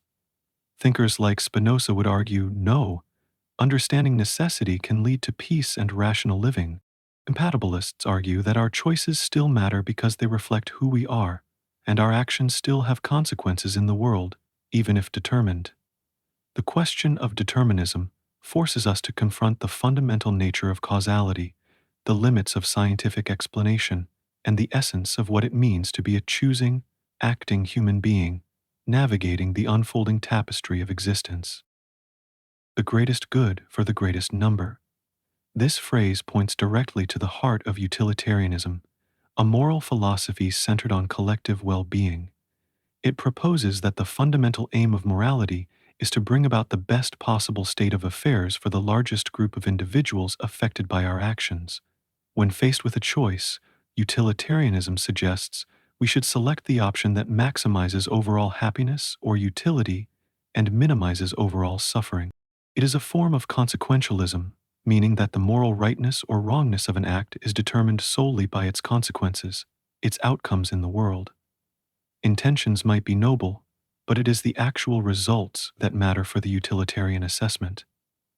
The guiding principle is utility, understood as pleasure, happiness, benefit, or the prevention of pain and unhappiness. An action aligns with this principle and is therefore morally right if it tends to produce a greater balance of happiness over unhappiness for all involved, compared to any other action one could perform. It asks us to adopt an impartial perspective, considering everyone's happiness equally. Jeremy Bentham, an English philosopher active during the Enlightenment into the early 19th century, is widely regarded as the founder of modern utilitarianism. He sought to place morality and law on a secure, objective foundation, moving away from tradition or divine command. For Bentham, human life is governed by two fundamental forces, pleasure and pain. These sensations, he argued, are not only the determinants of our actions, but also the standard of right and wrong. His core idea was to maximize pleasure and minimize pain. To make this practical, Bentham developed the hedonic calculus, a framework intended to measure the value of pleasures and pains resulting from an action. This calculus considers 7 dimensions. Intensity asks how strong the pleasure or pain is. Duration concerns how long it lasts. Certainty relates to how probable the outcome is. Propinquity refers to how near or far in time the sensation is. Fecundity is the likelihood of the sensation being followed by more of the same kind. Purity is the likelihood of it not being followed by sensations of the opposite kind. Finally, and crucially for the social dimension, extent considers how many people are affected. Bentham believed that all pleasures are of the same basic kind and differ only in these quantitative aspects. Pushpin, he suggested, could be as good as poetry if it generated the same amount of pleasure. This approach is often labeled act utilitarianism because it implies that the principle of utility should be applied directly to evaluate each specific act in its unique context, calculating the likely consequences of each option to choose the one promising the greatest net happiness. John Stuart Mill, educated under Bentham's influence, but a profound philosopher himself, significantly refined utilitarianism in the mid-19th century. While endorsing the greatest happiness principle as the foundation of morals, Mill introduced critical adjustments. Most notably, Mill challenged Bentham's purely quantitative view of pleasure. He argued that pleasures differ not only in quantity but also, more importantly, in quality. Mill famously asserted that intellectual, aesthetic, and moral pleasures, the pleasures of the higher faculties, are intrinsically superior to mere bodily or sensual pleasures, the lower pleasures. His justification was that competent judges, those who have experienced both types, invariably show a preference for the higher kind. He declared, "It is better to be a human being dissatisfied than a pig satisfied. Better to be Socrates dissatisfied than a fool satisfied." 1. This qualitative distinction aimed to elevate utilitarianism, making it compatible with a richer conception of human flourishing. This added complexity to the utilitarian calculation, requiring consideration of the kind of happiness produced. Mill is also frequently associated with rule utilitarianism. This approach shifts the focus from evaluating individual actions to evaluating general moral rules. The question becomes, what set of rules, if generally followed, would lead to the greatest overall happiness in the long run? We adhere to rules like keep promises because their general observance promotes social trust and well-being, even if breaking the rule in a specific case might yield a slightly better immediate outcome. Mill also strongly advocated for individual liberty, articulated in his harm principle, stating power can only be rightfully exercised over an individual against their will to prevent harm to others. The defining feature of utilitarianism remains its consequentialist nature. The moral status of an action hinges entirely on its results. Good intentions or adherence to traditional rules are only relevant insofar as they tend to produce good consequences, namely, maximizing overall happiness. This outcome-oriented approach sets utilitarianism apart from deontological ethical systems, which insist certain actions are inherently right or wrong based on duties or rights, irrespective of their consequences. While the focus on results offers a decision procedure, calculate consequences and choose the best, it encounters significant hurdles. The measurement problem persists. How can we reliably quantify happiness?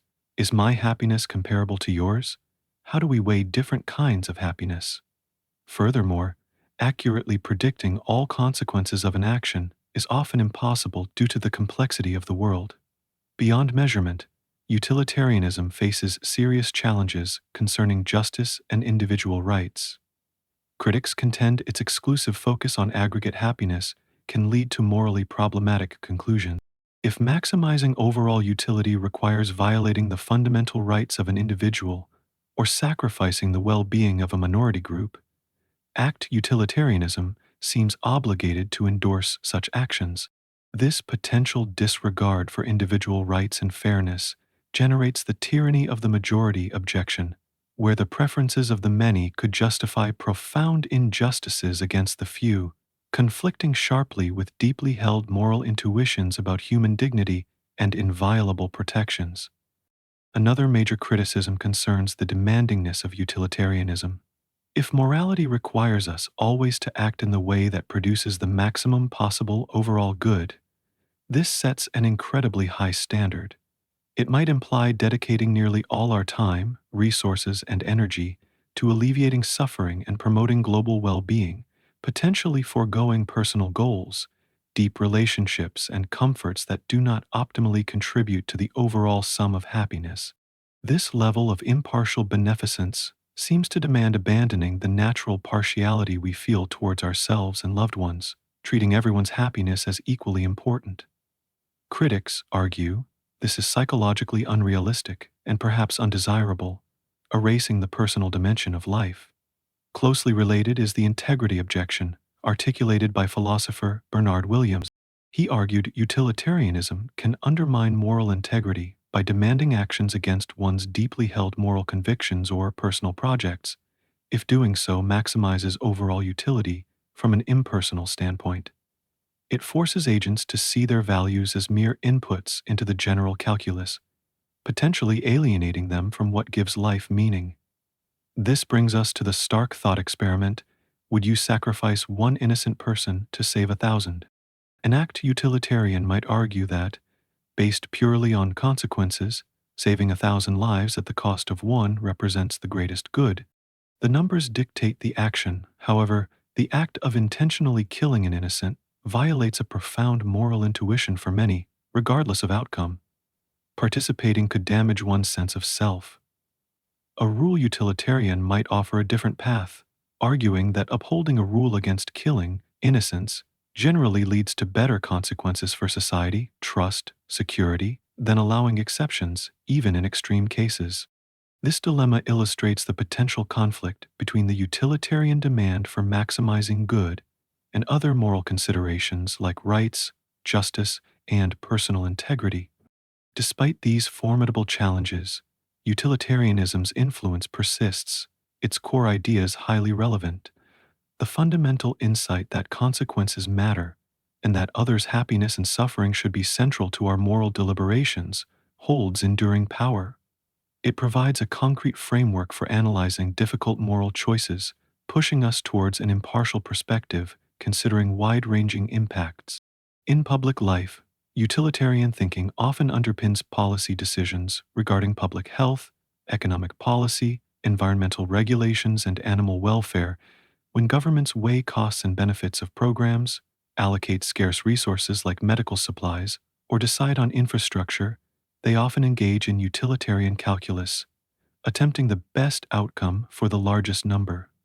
Movements like effective altruism explicitly employ utilitarian reasoning, using data to identify the most effective ways individuals can use resources to improve the world, focusing on areas like global poverty, where interventions significantly impact well-being. While philosophical debates continue, measuring utility, balancing aggregate good against rights, how demanding morality is, The basic utilitarian concern for promoting well-being and reducing suffering continues to inspire moral action. It challenges us to look beyond ourselves, weigh choices impartially, and aspire to create a world with demonstrably more happiness and less misery for all sentient beings involved. There are no facts, only interpretations. This often cited phrase resonates with the core of postmodernism, a deep-seated skepticism towards claims of objective truth and universally valid knowledge. Postmodernism isn't a single doctrine, but a critical orientation that gained prominence in the latter half of the 20th century.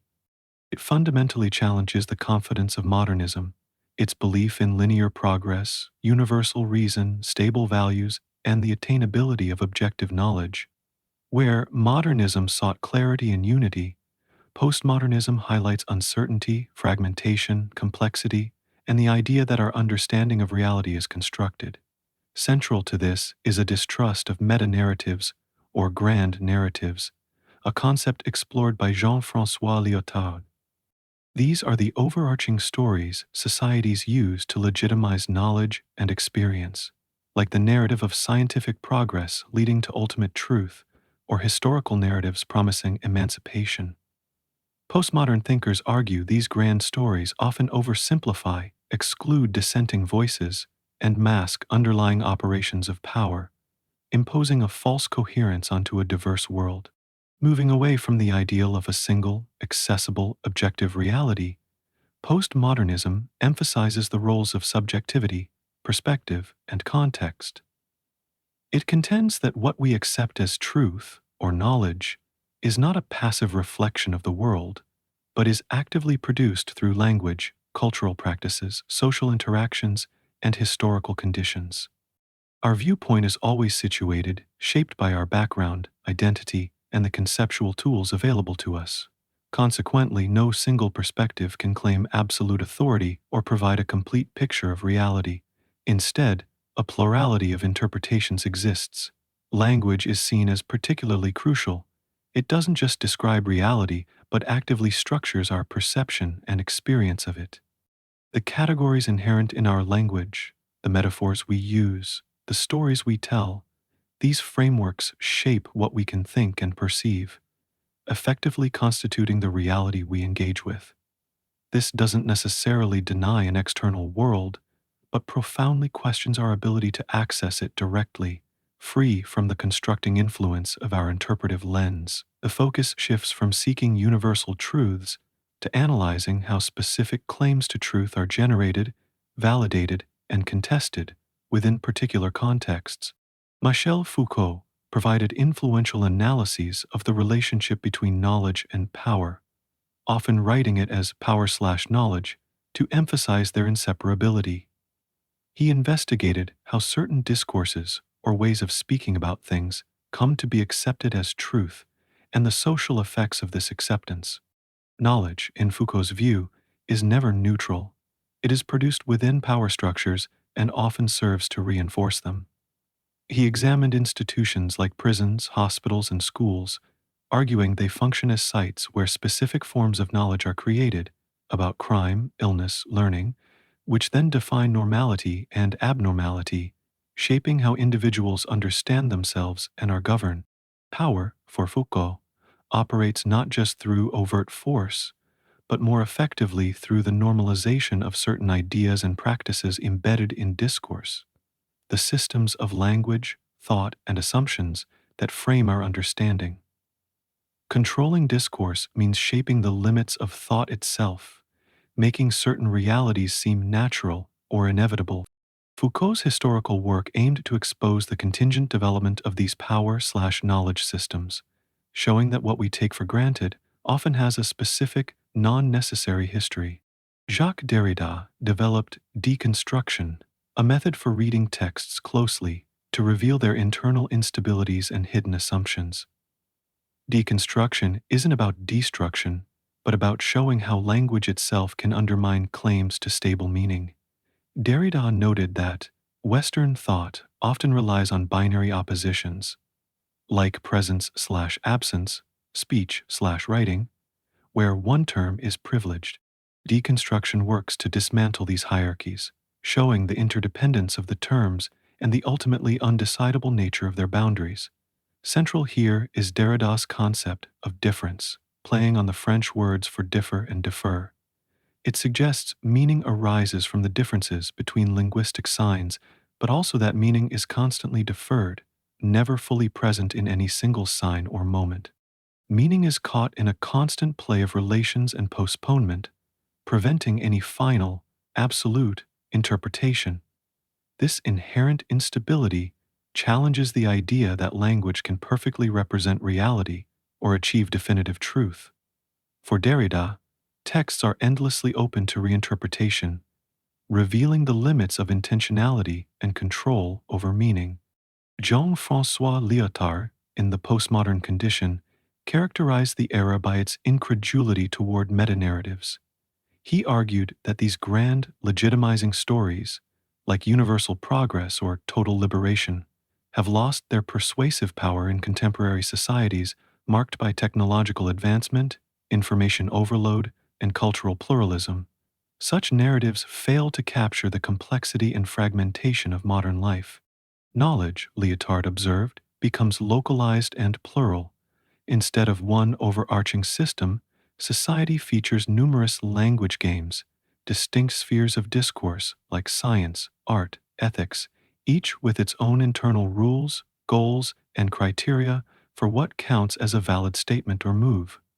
These games are often incommensurable, meaning they operate by different logics that can't be easily reconciled or judged by a single external standard. Science, for example, becomes one powerful language game among others, its legitimacy derived from its specific procedures and results, rather than from a universal claim to absolute truth. This signals a move towards pragmatic, context-dependent understandings of knowledge. The implications of postmodernism are widely discussed and often contested.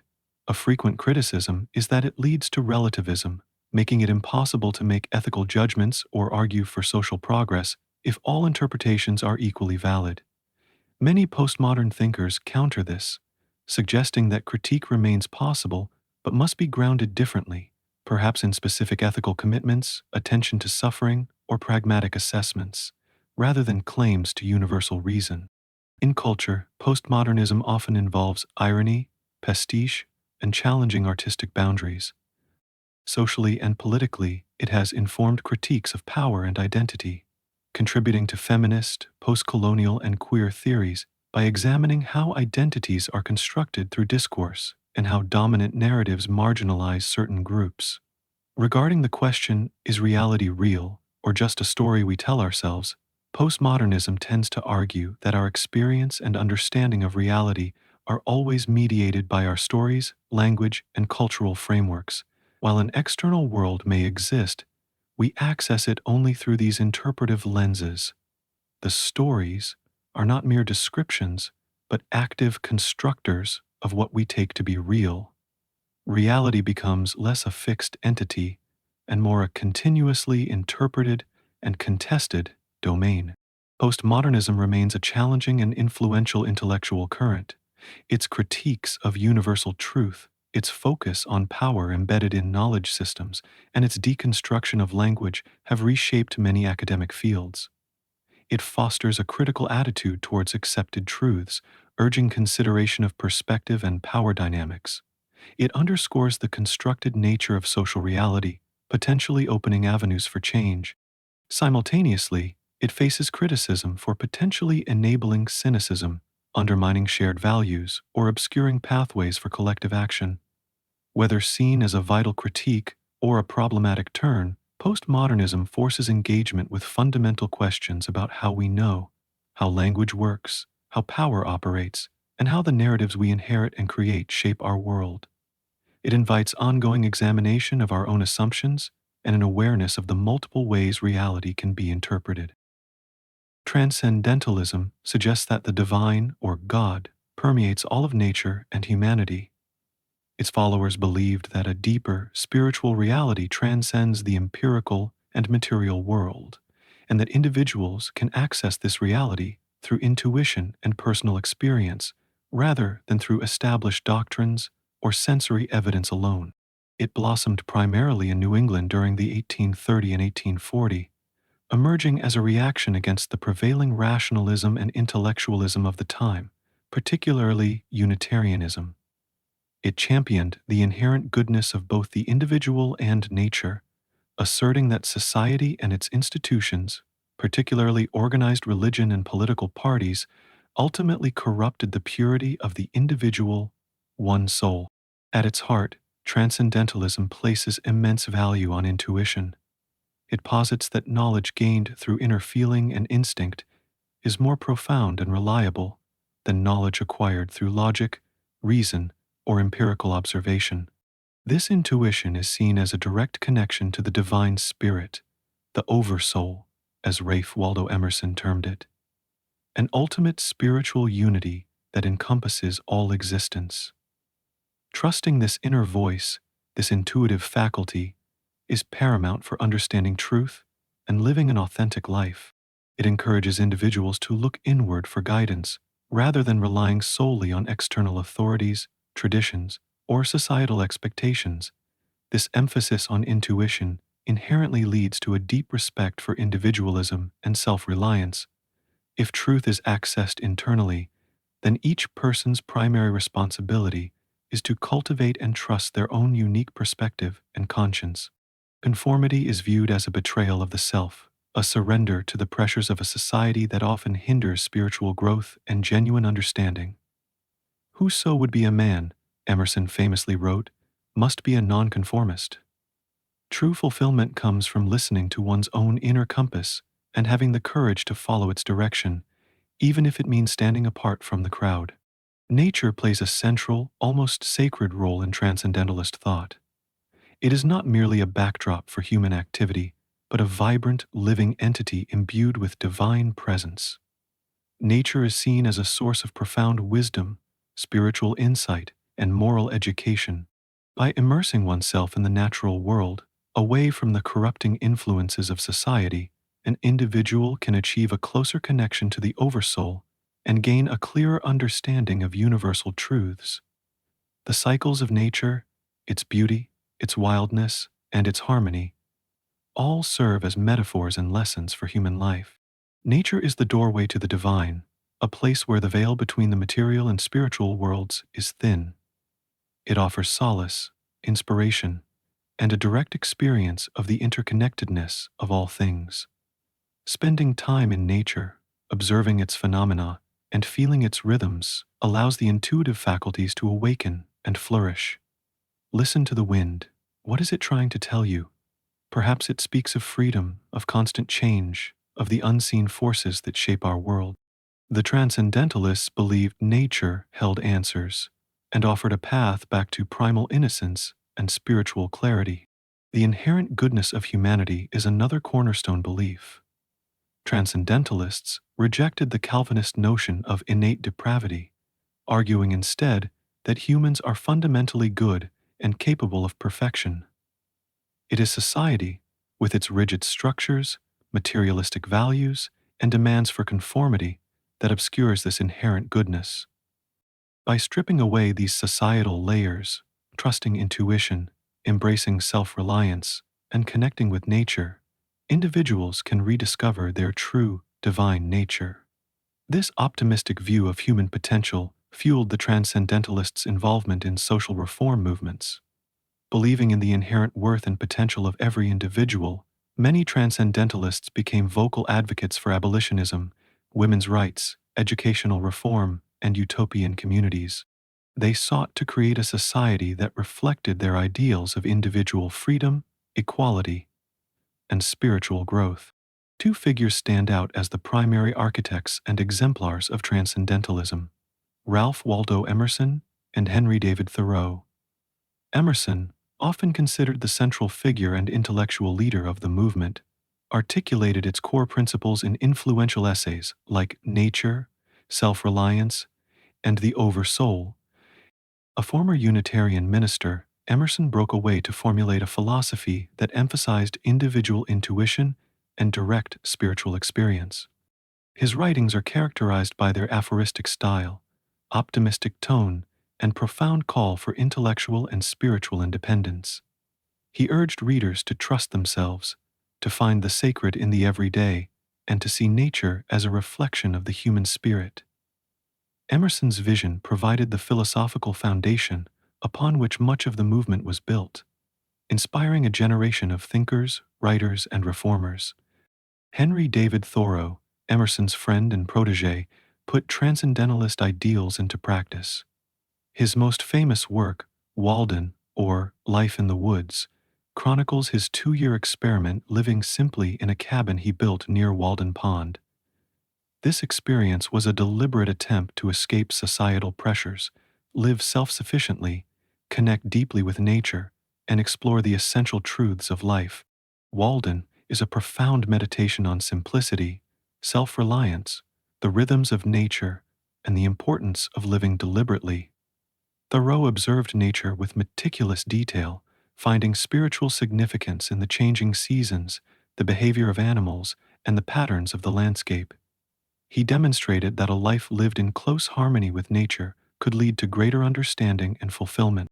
Thoreau also penned the influential essay, Civil Disobedience, arguing for the moral imperative to resist unjust laws based on individual conscience.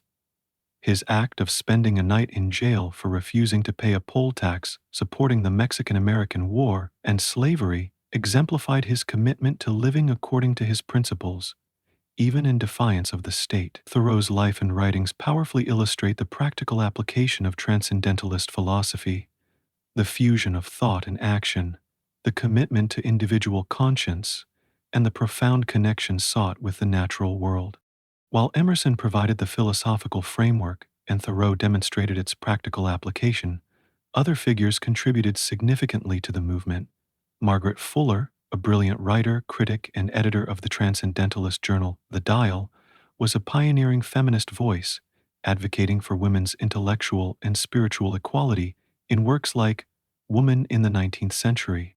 Bronson Alcott, an innovative educator, experimented with transcendentalist principles in his teaching methods, emphasizing conversational learning and the development of children's innate spiritual potential, though his utopian community Fruitlands proved short-lived.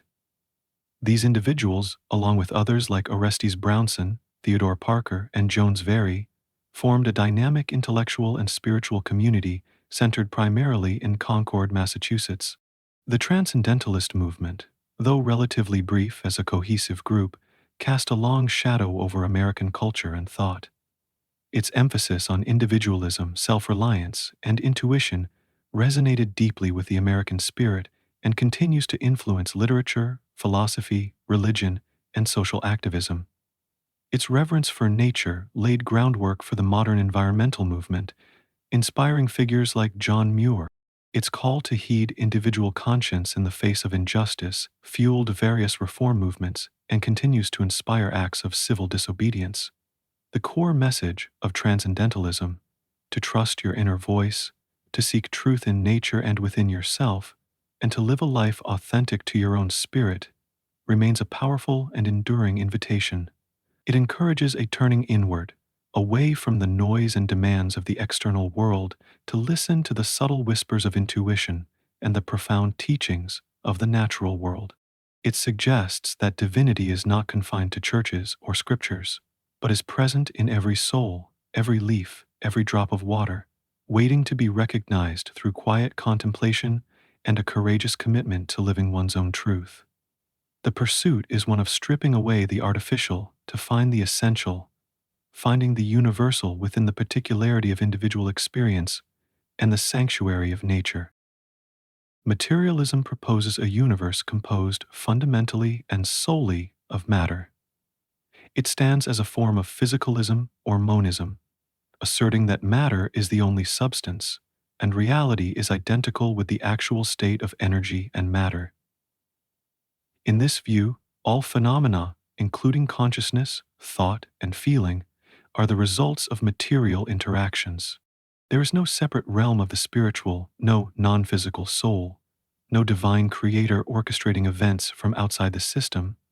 Everything that happens, from the collision of galaxies to the firing of a neuron, can ultimately be understood through physical processes and the laws that govern them. All that exists is matter in motion, interacting according to predictable or at least describable physical principles. This perspective has ancient roots, tracing back to thinkers like Democritus in ancient Greece. Democritus, along with his teacher Leucippus, proposed atomism, the theory that the world is composed of tiny, indivisible, and indestructible particles called atoms, moving randomly through an infinite void. Differences in objects and phenomena were explained by the different shapes, arrangements, and positions of these atoms. Even the soul in this view was considered to be composed of fine, mobile atoms. This early atomism provided a framework for understanding the world without recourse to gods or supernatural explanations, relying instead on the inherent properties of matter itself. Though rudimentary by modern scientific standards, it laid the groundwork for a purely physical explanation of reality. Centuries later, during the scientific revolution and the Enlightenment, materialism gained new traction. Thomas Hobbes, writing in the 17th century, extended a mechanistic view to human beings and society. Influenced by the physics of his time, Hobbes argued in works like Leviathan that humans are complex machines. He believed that sensation is caused by the external pressure of objects on the sense organs, and that thoughts and emotions are simply motions within the brain and body. Imagination is decaying sense. Deliberation is the alternation of appetites and aversions, and even reason is a form of computation. For Hobbes, there was no incorporeal soul. The mind was simply the functioning of the physical body. This stark materialism extended to his political philosophy, where the state itself is conceived as an artificial body designed to regulate the motions of its individual human components. In the 18th century, Julien Alfred de la Mettrie took this idea further with his work, L'Homme-Machine, Man-a-Machine. La Mettrie, a physician, argued explicitly that humans are intricate machines, differing from animals only in complexity. He contended that thought is entirely dependent on the physical organization of the brain, citing evidence from medicine and physiology to support his claims. Consciousness, for La Mettrie, was not a mysterious spiritual entity, but a property of organized matter. These thinkers pushed against traditional religious and philosophical views that privileged mind or spirit over matter, advocating instead for explanations grounded in the observable physical world. A profoundly influential form of materialism emerged in the 19th century with Karl Marx and Friedrich Engels. Their philosophy, known as dialectical materialism, forms the theoretical basis of Marxism. While agreeing that matter is primary, they emphasized its dynamic and interconnected nature, developing through a process of contradiction and resolution, the dialectic. More distinctively, historical materialism applies this concept to human society, arguing that the economic base, the means of production, tools, factories, resources, and the relations of production, class structures, ownership, fundamentally determines the social, political, and intellectual superstructure, laws, government, religion, philosophy, art. Consciousness, in this view, does not determine life, but life determines consciousness. Social existence, particularly one's position within the class structure shaped by material conditions, shapes beliefs, values, and ideas. Marx and Engels saw history as driven by the conflict arising from these material conditions, particularly class struggle, leading, inevitably, towards a communist society where the means of production are owned collectively. Their materialism was thus deeply intertwined with social analysis and political action. In contemporary philosophy, materialism often takes the form of physicalism, particularly in the philosophy of mind. Physicalism is the thesis that everything is physical or supervenes on the physical. This means that there are no kinds of things other than physical things, and there are no properties other than physical properties, or properties that are metaphysically necessitated by the physical. Regarding the mind, physicalists argue that mental states and processes, thoughts, beliefs, desires, sensations, are identical to, or realized by, physical states and processes in the brain. Various theories exist within this framework, such as identity theory, mental states are brain states, and functionalism. Mental states are defined by their causal roles, which happen to be realized by brain states in humans. This aligns closely with the dominant approach in neuroscience and cognitive science, which seeks to understand the mind by studying the brain's physical structures and activities. However, the materialist perspective faces significant challenges, particularly concerning consciousness. How can purely physical processes, neurons firing, chemicals interacting, give rise to subjective experience, the feeling of what it's like to be something? This is often called the hard problem of consciousness. If thoughts are just neurons firing, where does that leave the soul, or indeed, the inner richness of subjective awareness? Materialists offer various responses. Some argue that consciousness is an emergent property of complex physical systems, something new that arises from, but is not reducible to, its parts. Others suggest our current understanding of physics is incomplete and may need revision to accommodate consciousness. Some even deny that the hard problem is truly hard, suggesting it arises from conceptual confusion or that future science will fully explain subjective experience in physical terms. Nevertheless, the qualitative nature of experience, the qualia, remains a profound puzzle for a purely materialist worldview. The implications of materialism extend beyond the mind-body problem. If all events are the result of prior physical causes governed by physical laws, it raises questions about free will. Are our choices genuinely free, or are they predetermined outcomes of the complex chain of cause and effect stretching back to the beginning of the universe?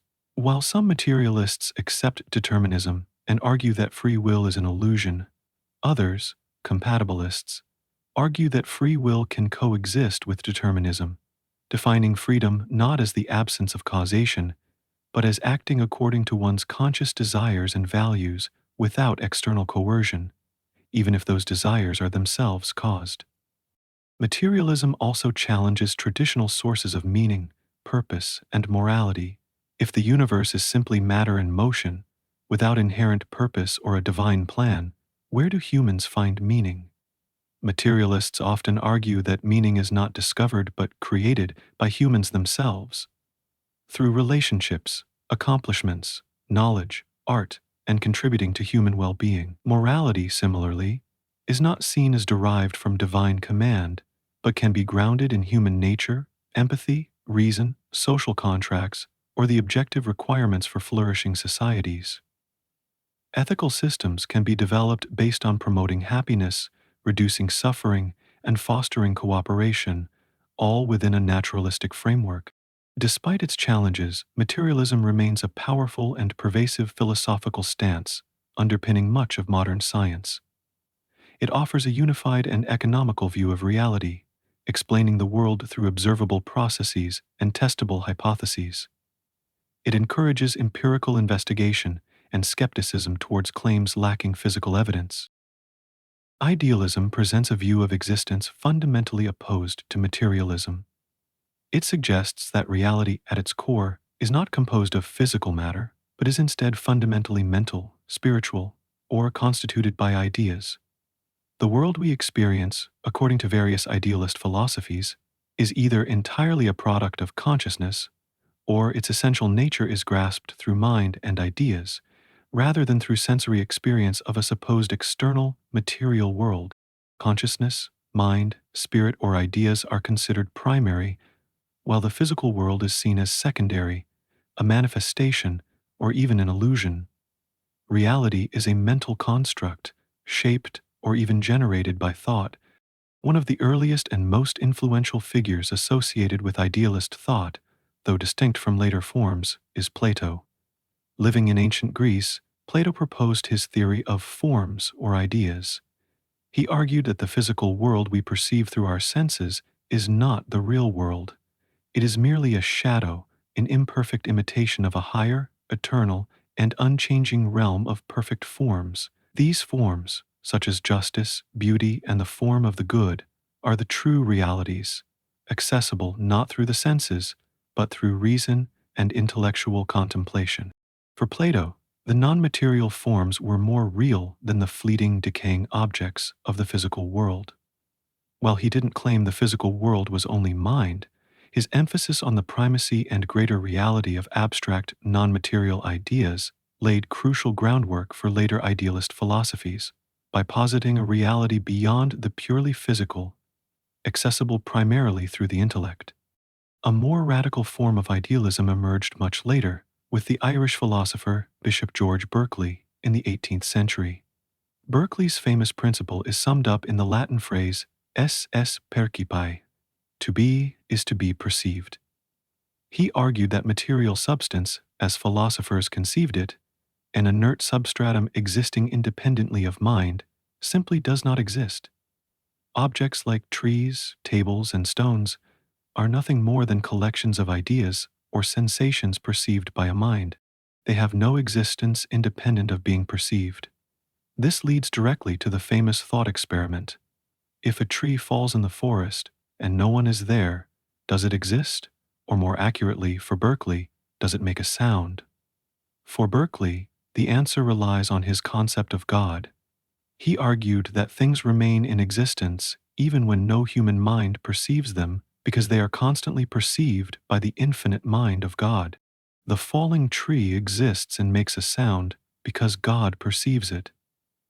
Reality, for Berkeley, is fundamentally mental, consisting of finite minds, like ours, and the infinite mind of God, along with the ideas perceived by these minds. There is no underlying, independent material world. The peak of idealist philosophy is often associated with German idealism, which flourished in the late 18th and early 19th centuries. Immanuel Kant, though often described as a transcendental idealist, provided a crucial bridge. Kant argued that while an external world, the noumenal world, or things in themselves, might exist independently of our minds, we can never know it directly. All our knowledge is of the phenomenal world, the world as it appears to us, and this appearance is fundamentally structured by our minds.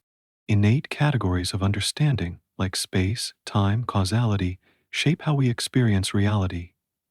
We don't just passively receive sensory data. Our mind actively organizes it to create the ordered world we know. Therefore, reality as we experience it is mind-dependent. We can't know if a tree falling unobserved exists in itself, but the very concepts of tree, falling, forest, and sound are part of the phenomenal world structured by our minds. Kant's idealism is transcendental because it focuses on the conditions of possibility for knowledge and experience, concluding that the mind plays an active, structuring role.